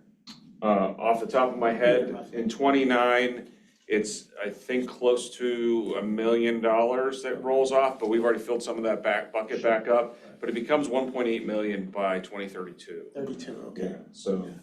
Without, minus the 25, we were talking, was it 2030 or 2032 that it was no more debt? 2032 would have been no more debt. 2032. And then we added the 25 in. Yep. Potentially 26, the commission will have to vote on that next year. Yep. Okay, got it, thanks. Depending how many moves the Fed makes, I assume there'll be some consideration, perhaps a couple years down the road about refinancing the 2025. At the 5-year mark, yes. Okay, at the 5-year mark, okay, thank you. There's no advanced refundings allowed anymore. Okay. No soup for you. At least not for 5 years down the road. That's correct. Any other questions on debt service?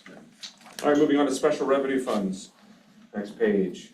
All right, so special revenue funds, we maintain 4 special revenue funds. Briefly, I'll go into what these track and some are required to have.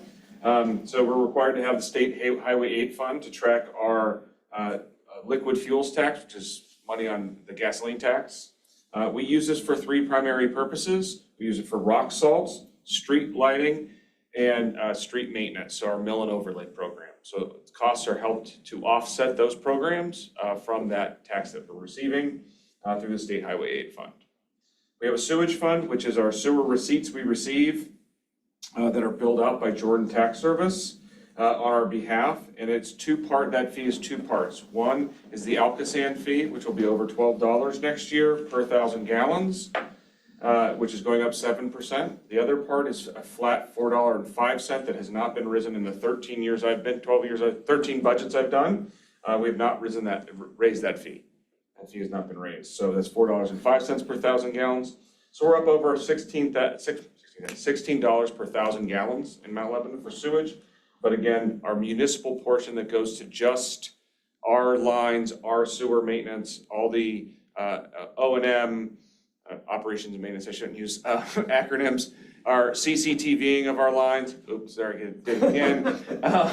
Our point repairs and all those things, that's what that $4.05 goes to.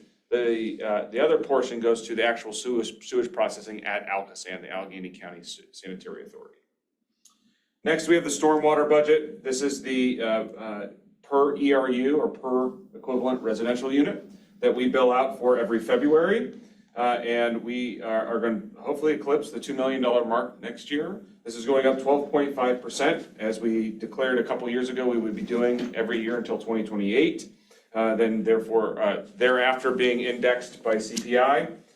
So we are continuing to increase in that fund to go to stormwater capital and to build that reserve to be able to do those projects.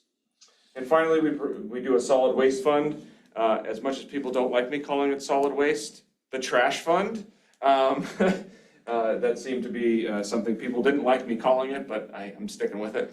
The solid waste fund, which is our recycling and trash collection contract pass through that we then bill out as a fee to our residents. So that's where we track that. What do people prefer you call it? Trash. Okay. They're like, why don't you call it the trash fund or the trash fee? So I changed that, but it's called the solid waste because it's trashy and recycling, sorry. Just one question. Every year, we have a fee that the state pays us, right, for doing the plowing of the roads and stuff like that. Yes. Do we, I know that's kind of an agreed upon rate for mileage and stuff like that. Do we look at that and say like, we internally spent twice as much as we thought we were gonna get back from them? Does that ever happen? Like, is there ever a variation like that or not really? Not really, no. And we get it regardless of the winter. Got it, okay. So, right, so if we have a light winter, we're more to the positive, whereas the heavy winter, we're. But even in a bad one, it's not way off base? No. Okay. And there's no, like, we don't go back to them. It's like, this is what it is. That's how many miles you got, done. Yes. Okay. Miles, the whole calculation, right. And they do it, having seen it in the other municipalities we do the co-op for, it's the same for everybody. Got it. There's not much variation across to negotiate on that level. Yeah, I would imagine that just rolls up into their transportation budget at some point. Okay. Any other questions on special revenue funds? We also maintain a capital projects fund. These are just the projects that are maintained within the capital projects fund. These are not all of our capital projects. These are outlined here, and we'll discuss more of those during our capital improvement discussions. Questions? All right, moving on to the parking fund. The parking fund has seen a bounce back, I'm sorry, just one on the lighting. The Quincy Moore in the Middlefield lighting. Yes. Can you just tell me more about where? Which, is it like all of the lighting, nothing, like everything replaced or just specific? It's, all of the lighting is replaced, but we're also adding lighting to the Clint Seymour portion. So right now, it's just lighting middle. Yeah. So that lighting will be replaced. We're not putting new poles in the ground. Yep, got it. But the Seymour portion will have new poles with those same lights, directional lighting, better, all the upgrades that go with that. Okay. As part of, in conjunction with the turf being replaced and being. Got it. So pretty much nothing there will not be lit. Correct. Got it. That's the intention of the You're going by project. like the side towards the V-Lid, the kids are playing in kind of the darkness. So Yeah. now, the idea is to light the entire thing. I assume we'll talk about the capital fund later tonight, so. We can talk about capital improvements that was not slated for this evening, but we may have time if you'd like to discuss those and make sure we get to that. Yeah. And make sure we have follow-ups, because that would give us another day to follow up on any questions you may have. So if we want to get into any of those. Thanks. All right, moving on to parking, which is page 91 in the budget, page 253 in the budget binder. All right, so the parking fund, just a couple things to touch on. I've mentioned over the years about how parking keeps, coming back. And we can continue to see a use of our parking facilities throughout the business districts. and throughout the community. We are maintaining a relatively flat budget for revenues for 2026, and not really many changes there. We haven't seen a large deviation in our permits. We have seen a slight decrease in our transient fees, which is entrance and exits to our garages. But I believe that's more coming down into line with where we have been historically. So I think permits are going strong, and we should maintain the same revenue that we were last year. With respect to expenditures, not many deviations in expenditures or proposed service levels. There is one service level to point out, which is in the north garage, which was funded, which is the stairwell painting in the north garage. So when we get to capital, which is at a different point, talking about the active transportation or Activate Uptown projects, which was doing the runnel and the lead down to. We felt the stairwell painting would make sense to freshen all of that up as well, to combine that. There was talk of painting that area, but we have delayed that, knowing that we would like to fund the Activate Uptown portion of that project. So that is one expanded level within the operations of the parking fund. Outside of that, there's not really many changes to the expenditures for the parking fund for next year. It continues to run very effectively with the parking enforcement supervisor, Mark Quealy, shout out to him and his crew, and to Eric Lajewski, who is the head of the parking he's the parking foreman, who takes great pride and dedication in maintaining the facilities throughout the municipality. So it looks like the two big jumps were insurance, utilities. Are those just? Yeah, so that's a good segue. We haven't talked about utilities, so let's talk about that first. Utilities, we're getting a big increase in our utilities, and you're gonna see it at your home as well. Everybody's seeing that. We have a energy consultant that helps us and bids out our supply costs, and we're seeing on the distribution side, we're seeing a lot of the pass-through that is from the big AI data centers, and those types of things are starting to roll up to us. And we're gonna see it not only personally, but you're also gonna see it in large facilities like ours. They started in June of this year, so I don't know if you've noticed in your home electric bills an increase since June. Yeah.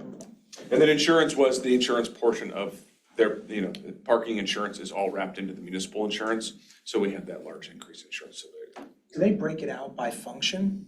Or is it just overall and then you attribute a certain amount? I attribute it by the number of assets they have, their asset values, those types of things. Yep. All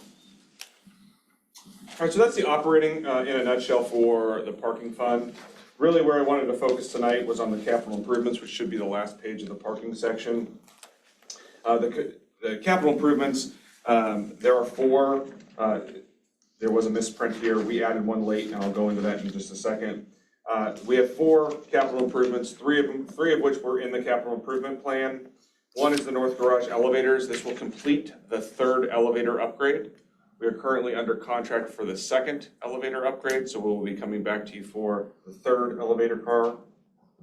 That'll be the middle one, the one that goes from Washington Road down to Parsway. Not a lot of people may even know that it's there, but there is an elevator there as well.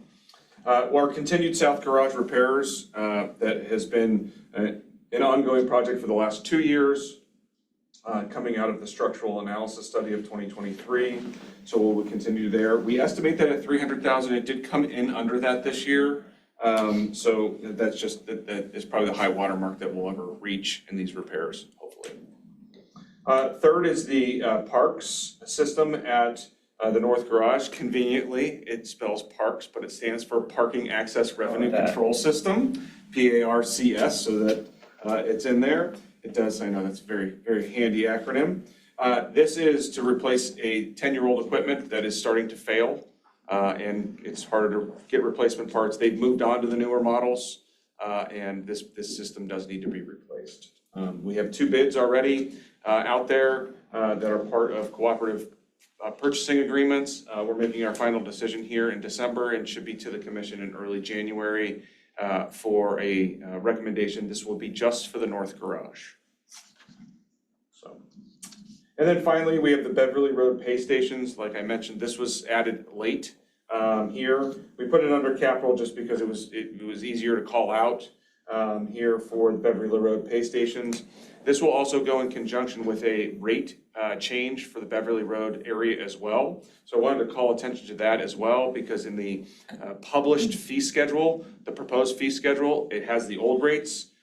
From publication till now, we are going to recommend that we do the tiered pricing that we do, or the for first hours $1, second hours $4, third hour $6 that we do on Washington Road. So we're going to need to make that change in the fee schedule as well, in conjunction with also purchasing pay stations for the Beverly Road to handle those types of rate structures.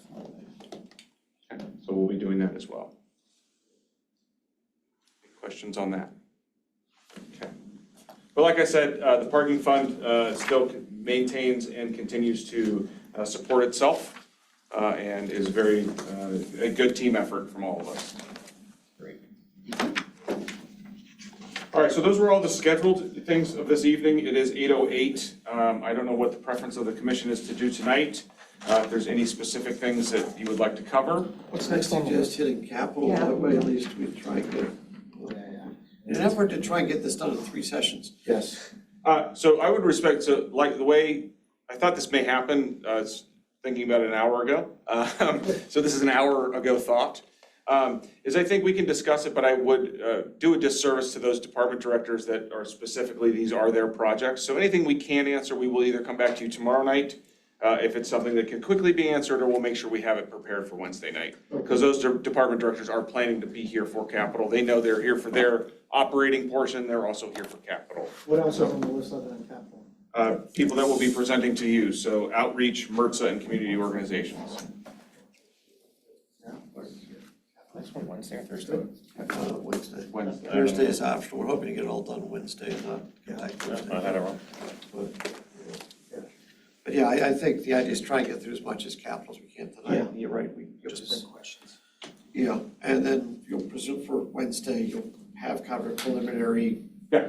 You know. Yeah, any specific questions that we can't answer here, or you want specific information for, we certainly can get that information from the department. Yes, I was talking about your Talking about preliminary of going, all the stuff we said, Yeah. hey, let's talk about this later. And That's already on the budget thing. Mm-hmm. Yeah. Yeah, but you don't need my piece of paper. I don't want you back in Does that. this shock you after this many years? All right, so I'll cover a couple things. So we'll go over funded levels within the capital improvement. So this, for everybody home, we are skipping around in the schedule. This is something that was supposed to be for Budget Workshop 3. This is budget page 73, and the budget binder is page 244. So here we go, so let's talk capital. All right, so capital, there's a variety of funding of these, of funding sources for capital. There's the general fund, there's the sewer fund, there's the stormwater management fund, there is a bond issue, grants, contributions, and things I may be forgetting off the top of my head.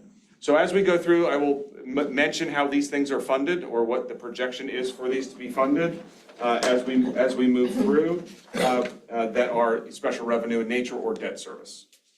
Okay, so starting with capital improvement number 1, sanitary sewer improvements. It is funded by the sewer fund. These are all the consent order projects that we continue to do for point repairs and specific projects. So these are the larger projects we've been doing, like the Begg Snyder project, all the things we do in the sewer sheds throughout the municipality to reach that gold line standard we've talked about. Those are funded here at the capital level. Next is street reconstruction. So street reconstruction is recommended at $2,275,000. This is funded in 3 areas. It's funded primarily by the general fund. It's also funded for the curbing replacement by the stormwater fund, and a small piece of the sanitary sewer fund also when needed for this project. But the primary 2 sources are the general fund at over $1.6 million and $525,000 coming from, I'm sorry, $575,000 coming from the Stormwater Management Fund. The stormwater management is number 3. These are all the capital projects that either derive from the street reconstruction program. So this is new sewer pipe or actual sewer pipe in the ground that we're putting in for stormwater management projects. And these are things that Gateway has come to you and discussed through the stormwater management plan and capital plan that they present to you. And that is all fully funded by the stormwater management fee. As we mentioned about 20 minutes ago, the stormwater management, the increases, we were starting to notice in 2017, 2018, 2019. We needed a lot of improvements. We wanted to make sure that it wasn't just on general fund dollars, because those would cover anything that wasn't covered by the stormwater management fee. So we have continually increased. We do not project next year needing any general fund dollars for stormwater capital improvements. Next is the front-end loader. So this is the last year of the front-end loader lease. So we will most likely be before the commission in 2027 to re-up and get a brand-new front loader and lease it again. This really proved evident. This is the second lease we've done with this. So this is the 10th year. We're going into the 10th year of doing it this way. It's our, a piece of equipment that's used every day and one of our primary equipment. To your point, Commissioner Flynn, about having the best piece of equipment at a front line for our public works staff is that front loader, and this is the plan we had developed for this loader. And from, in the days when we used to buy it, seems to be working so much better. At least rather than Commissioner Flynn's point going, you buy it, when do you, does it kind of into the ground as opposed to 5-year lease, you're done, go to the next one. Yep. Next is the backhoe replacement, which is going to be funded by the sewer fund. This is primarily used for digging things out for sewer pipes and digging out and excavating for sewer pipes for infrastructure. So we will be replacing the backhoe as well at a tune of $180,000 for 2026. Number 6 is the Forester wood chipper. This is a 23-year-old wood chipper. This is our primary grinding for tree limbs and pruning of debris. So we are recommending funding of that piece of equipment for the Public Works Department. We're in phase 2 for service level number 7. It's the phase 2 of a 3-year plan for repairs to the Public Safety Center. We have completed the roof and 2 sides of the building. So we should have 2 phases left. Depending on how bidding comes in, we may be able to finish it next year, we may not. We'll see how it comes in, but we are trying to do the complete envelope of the Public Safety Center. So that is the 3rd year of, it was originally a 5-year plan, but we were able to get more work out of the first 2 years. Next is service level 8, which is a rescue tool replacement. This replaces tools for $125,000 in the fire department. And you can read through the description there, but we're recommending those tools to be replaced. These are the jaws of life, right? Jaws of life, yep. And rescue tools, correct. As mentioned earlier, was the Active Uptown project, where we are going to do the enhancements that were presented to the commission for the Clock Tower Plaza and portal areas. Yes, say that's 10 times fast. So these are things that have been outlined to the commission before. This is a $225,000 project that will span next year and possibly into 2027 to get those improvements done. Andrew, that's also the beginning of the bond issue projects. Correct, thank you. Yeah, I've got items 9 through 14 or Yes, 9 bond through 14, issues. that's correct. Yeah, thank you. Thank you. Next is Clint Seymour Field Lighting. We discussed that just a little bit earlier. So this would replace the existing lighting and it will also add lighting to the Seymour Field portion. These will all be LED lights, directional lighting. Lighting has improved greatly over the years. So I believe Recreation is anticipating limited light pollution that would be needed. That would all be encompassed as part of this product. Residents of Beeland are very concerned about that. Yes. So I believe that's all factored into these costs as well. So we have Middle and Seymour Fields turf and fence replacement as another item. As we mentioned in the manager's budget message on night 1, there will be some assigned fund balance being used for this project that was being accumulated over the years. from field rental and field lighting rental fees. So that offset, the remainder will be issued by the 2026 bond issue to fund that project. And that project cost is 1.3 million. But the net's gonna be less, because It'll be 700, 521 from the accumulated fund. 790,000. Thank you, 790, okay, thank you. We also have Cedar Boulevard parking lot phase 2. So this is the upper section of that parking lot to redo it and expand the parking in that area. Anybody that's been down there on a busy Saturday knows that there's not much parking on that end. So to try to expand that parking at those fields is the intention of that project. That's been on there for, I want to say, ever since we put the turf in. Yes. So this is a long-standing project that we've liked, and we think it's time to wrap that in. For the disruption, let's do it once and get that project funded. And I received the emails, I've seen the response to emails that, yes, we understand there are covenants on the property, and those covenants will be respected. So when that property is due to be expanded, it will not go onto private property. Yeah, there's meets and bounds descriptions as part of that deed covenant. I had Michael Mizek, who is our GIS coordinator, actually map those as an overlay on our existing GIS so that they're very clearly defined. Good, thank you. I have one question on the, it's not about the money, it's about the timing on lighting and turf replacement. Do we have a start and an end date on that? Yeah, well, I don't even know if I need commission approval first, and then we'll work with David to coordinate, because we realize we're gonna take that field out of service. Yeah.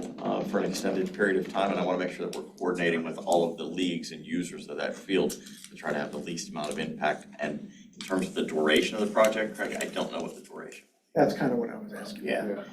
Do we know what it takes to, because we were talking about turf replacement, lights, poles, which I would assume goes in at the end, but I could be wrong. And then fence too, right? Yeah, I would imagine that of all the pieces, the two longest term would be the installation of the additional lighting, because we've got to run the conduit for that, and then install the new poles, and then the parking lot expansion, just because of the nature of it's new versus the replacement of the turf really shouldn't be a long term from a time to get it done, but I don't know how we coordinate that with, you've got to put that conduit in first before you can lay in the new turf. Right. So take up, dig. Yep.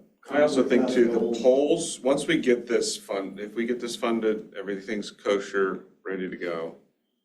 Once we get that order placed for those poles, it could be 9 to 12 months before we even see the poles. True. Yeah, we'll have to know, yeah, I was gonna say, but we can, as we've done in the past, once we pick a contractor and award the contract, we can give them authorization to put the order into purchase. Plus, if this is gonna go through bond, and we know it's gonna be funded as part of that, that gives us a little bit more leeway, right? Knowing that we're gonna have it. Well, we'll have the money, yes, but I think the whole phasing of the project is gonna have to have those considerations for timing, because these are large poles that are gonna be put in, that are not a quick turnaround, they're not just laying in the yard. So realistically, even if this were approved on January 1, which it's not gonna be, right? You're talking about probably a 2027 project. I would say that's accurate. Right. By the time we actually pull bid specs together, get Right. everything out to bid, we're into 2027. Okay, just checking. Thanks. It's gonna be it's gonna be a major upgrade to that facility. Right. So, take the time to do it right. So service level 13 is the library revitalization. Robin, library director, spoke on this during her session as well for the library revitalization. So, while listed at 1.5 million, they are going out for a Keystone grant to hopefully fund 750,000 of this, so that the municipality would be on the hook for 790, which is the portion that is recommended within the bond issue for this project. So as that moves forward, and again, they have some work to do as well, right? To pull all those specs together and wait for that timing on the grant and those types of things. But we are anticipating some funding a large majority of that project in 2026 with that bond issue. And finally is the Sunset Hills Park Phase 2, also known as Brafferton Field. This is improvements that would do a multi-purpose basketball court, playground equipment, and additional parking. These plans have been provided for you within the budget binder as a reminder of our phase, which is budget binder 246 and 247, to show you what the projected layout of Brafferton Field with these projects would be as well. Any questions on what's funded so far? And how? Before we get into expanded levels, I do want to bring your attention to one item within the 2026 to 2030 capital improvement plan, which is a fire truck, which is listed in 2028. We've mentioned this at various commission meetings at other times, is that this is the budget cycle that we should appropriate and assign some fund balance within your authorities as commission. We believe it's the best time to do it is during this budget cycle. The projected in 2028 cost is $935,000 for a new fire truck. Unfortunately, lead times are unpredictable and are at least at a minimum 2 years.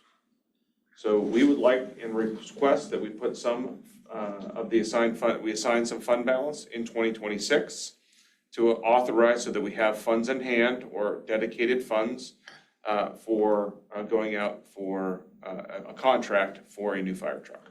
Do you have a suggested So that would number? be lay in the capital area, so this is the time to mention it. Do you have a suggested number? I think 600,000.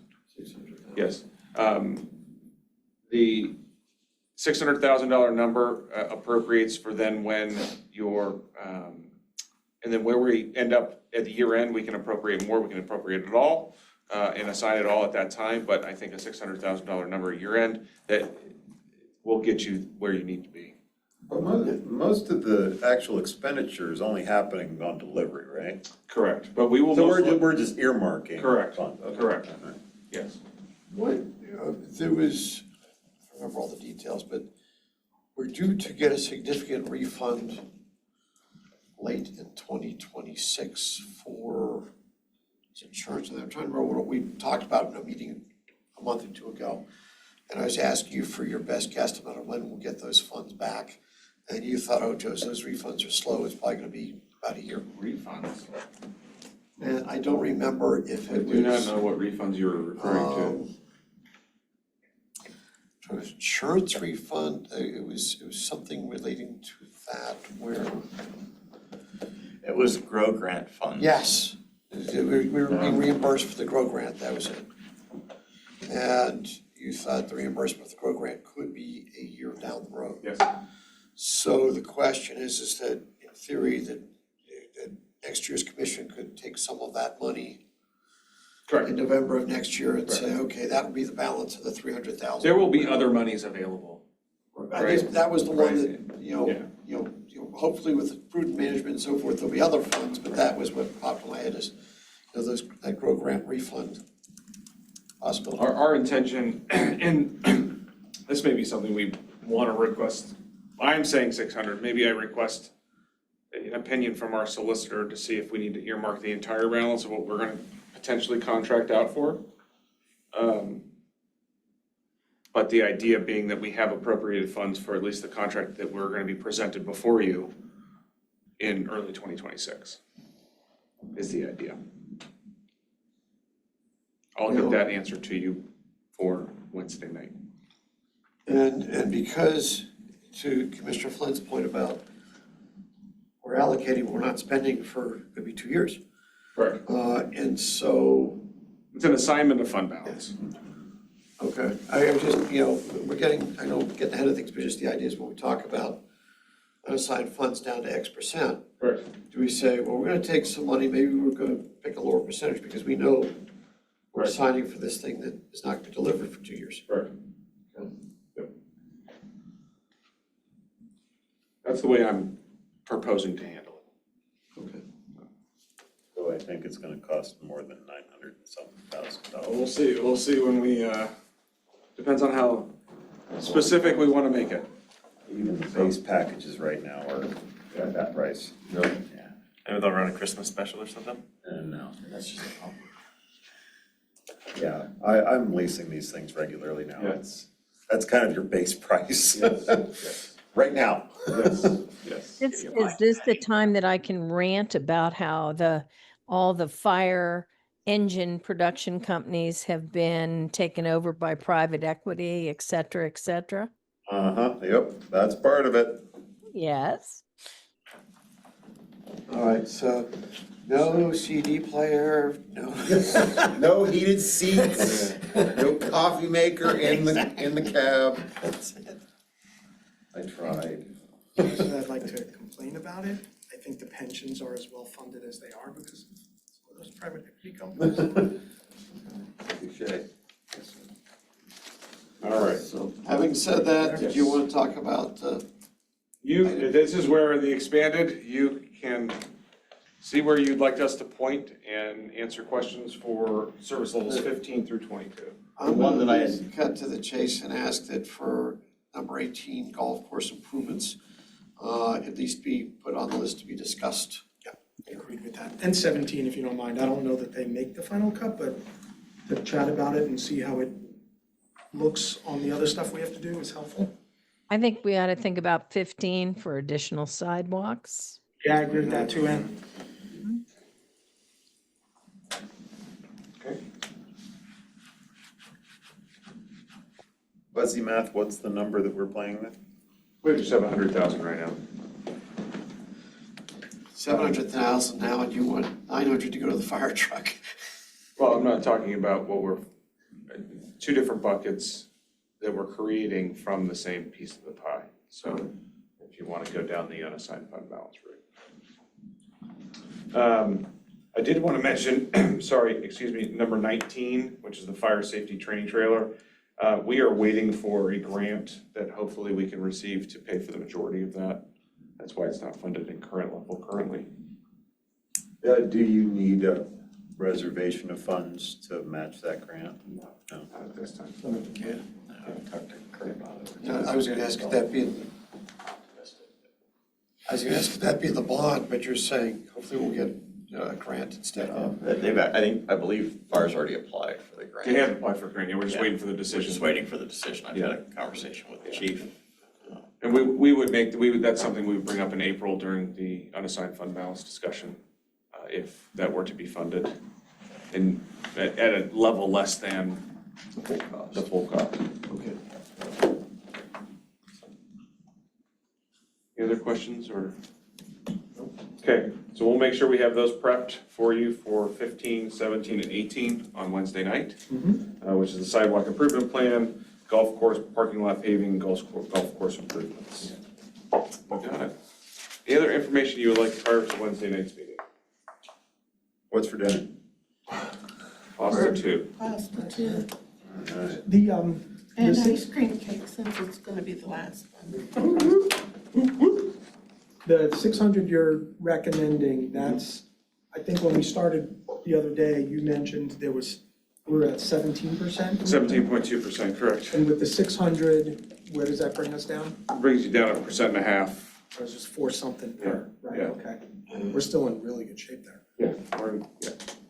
Like I said, our EIT is up this year. We're gonna have a surplus back to it, right? So things are trending the way we want. Yes, we had some significant increases in insurance that we've talked about and those types of things, but I think we're covering it this year with some of our revenues coming in. The state highway aid, or not state highway aid, state pension aid was up this year. EIT was up. We mentioned about real estate transfer tax, some of the one-time transfers that we had coming in. So our revenues are looking good to cover some more things, so to speak. I'm thinking going down to 15%, but that spreadsheet that you send every year, look forward to.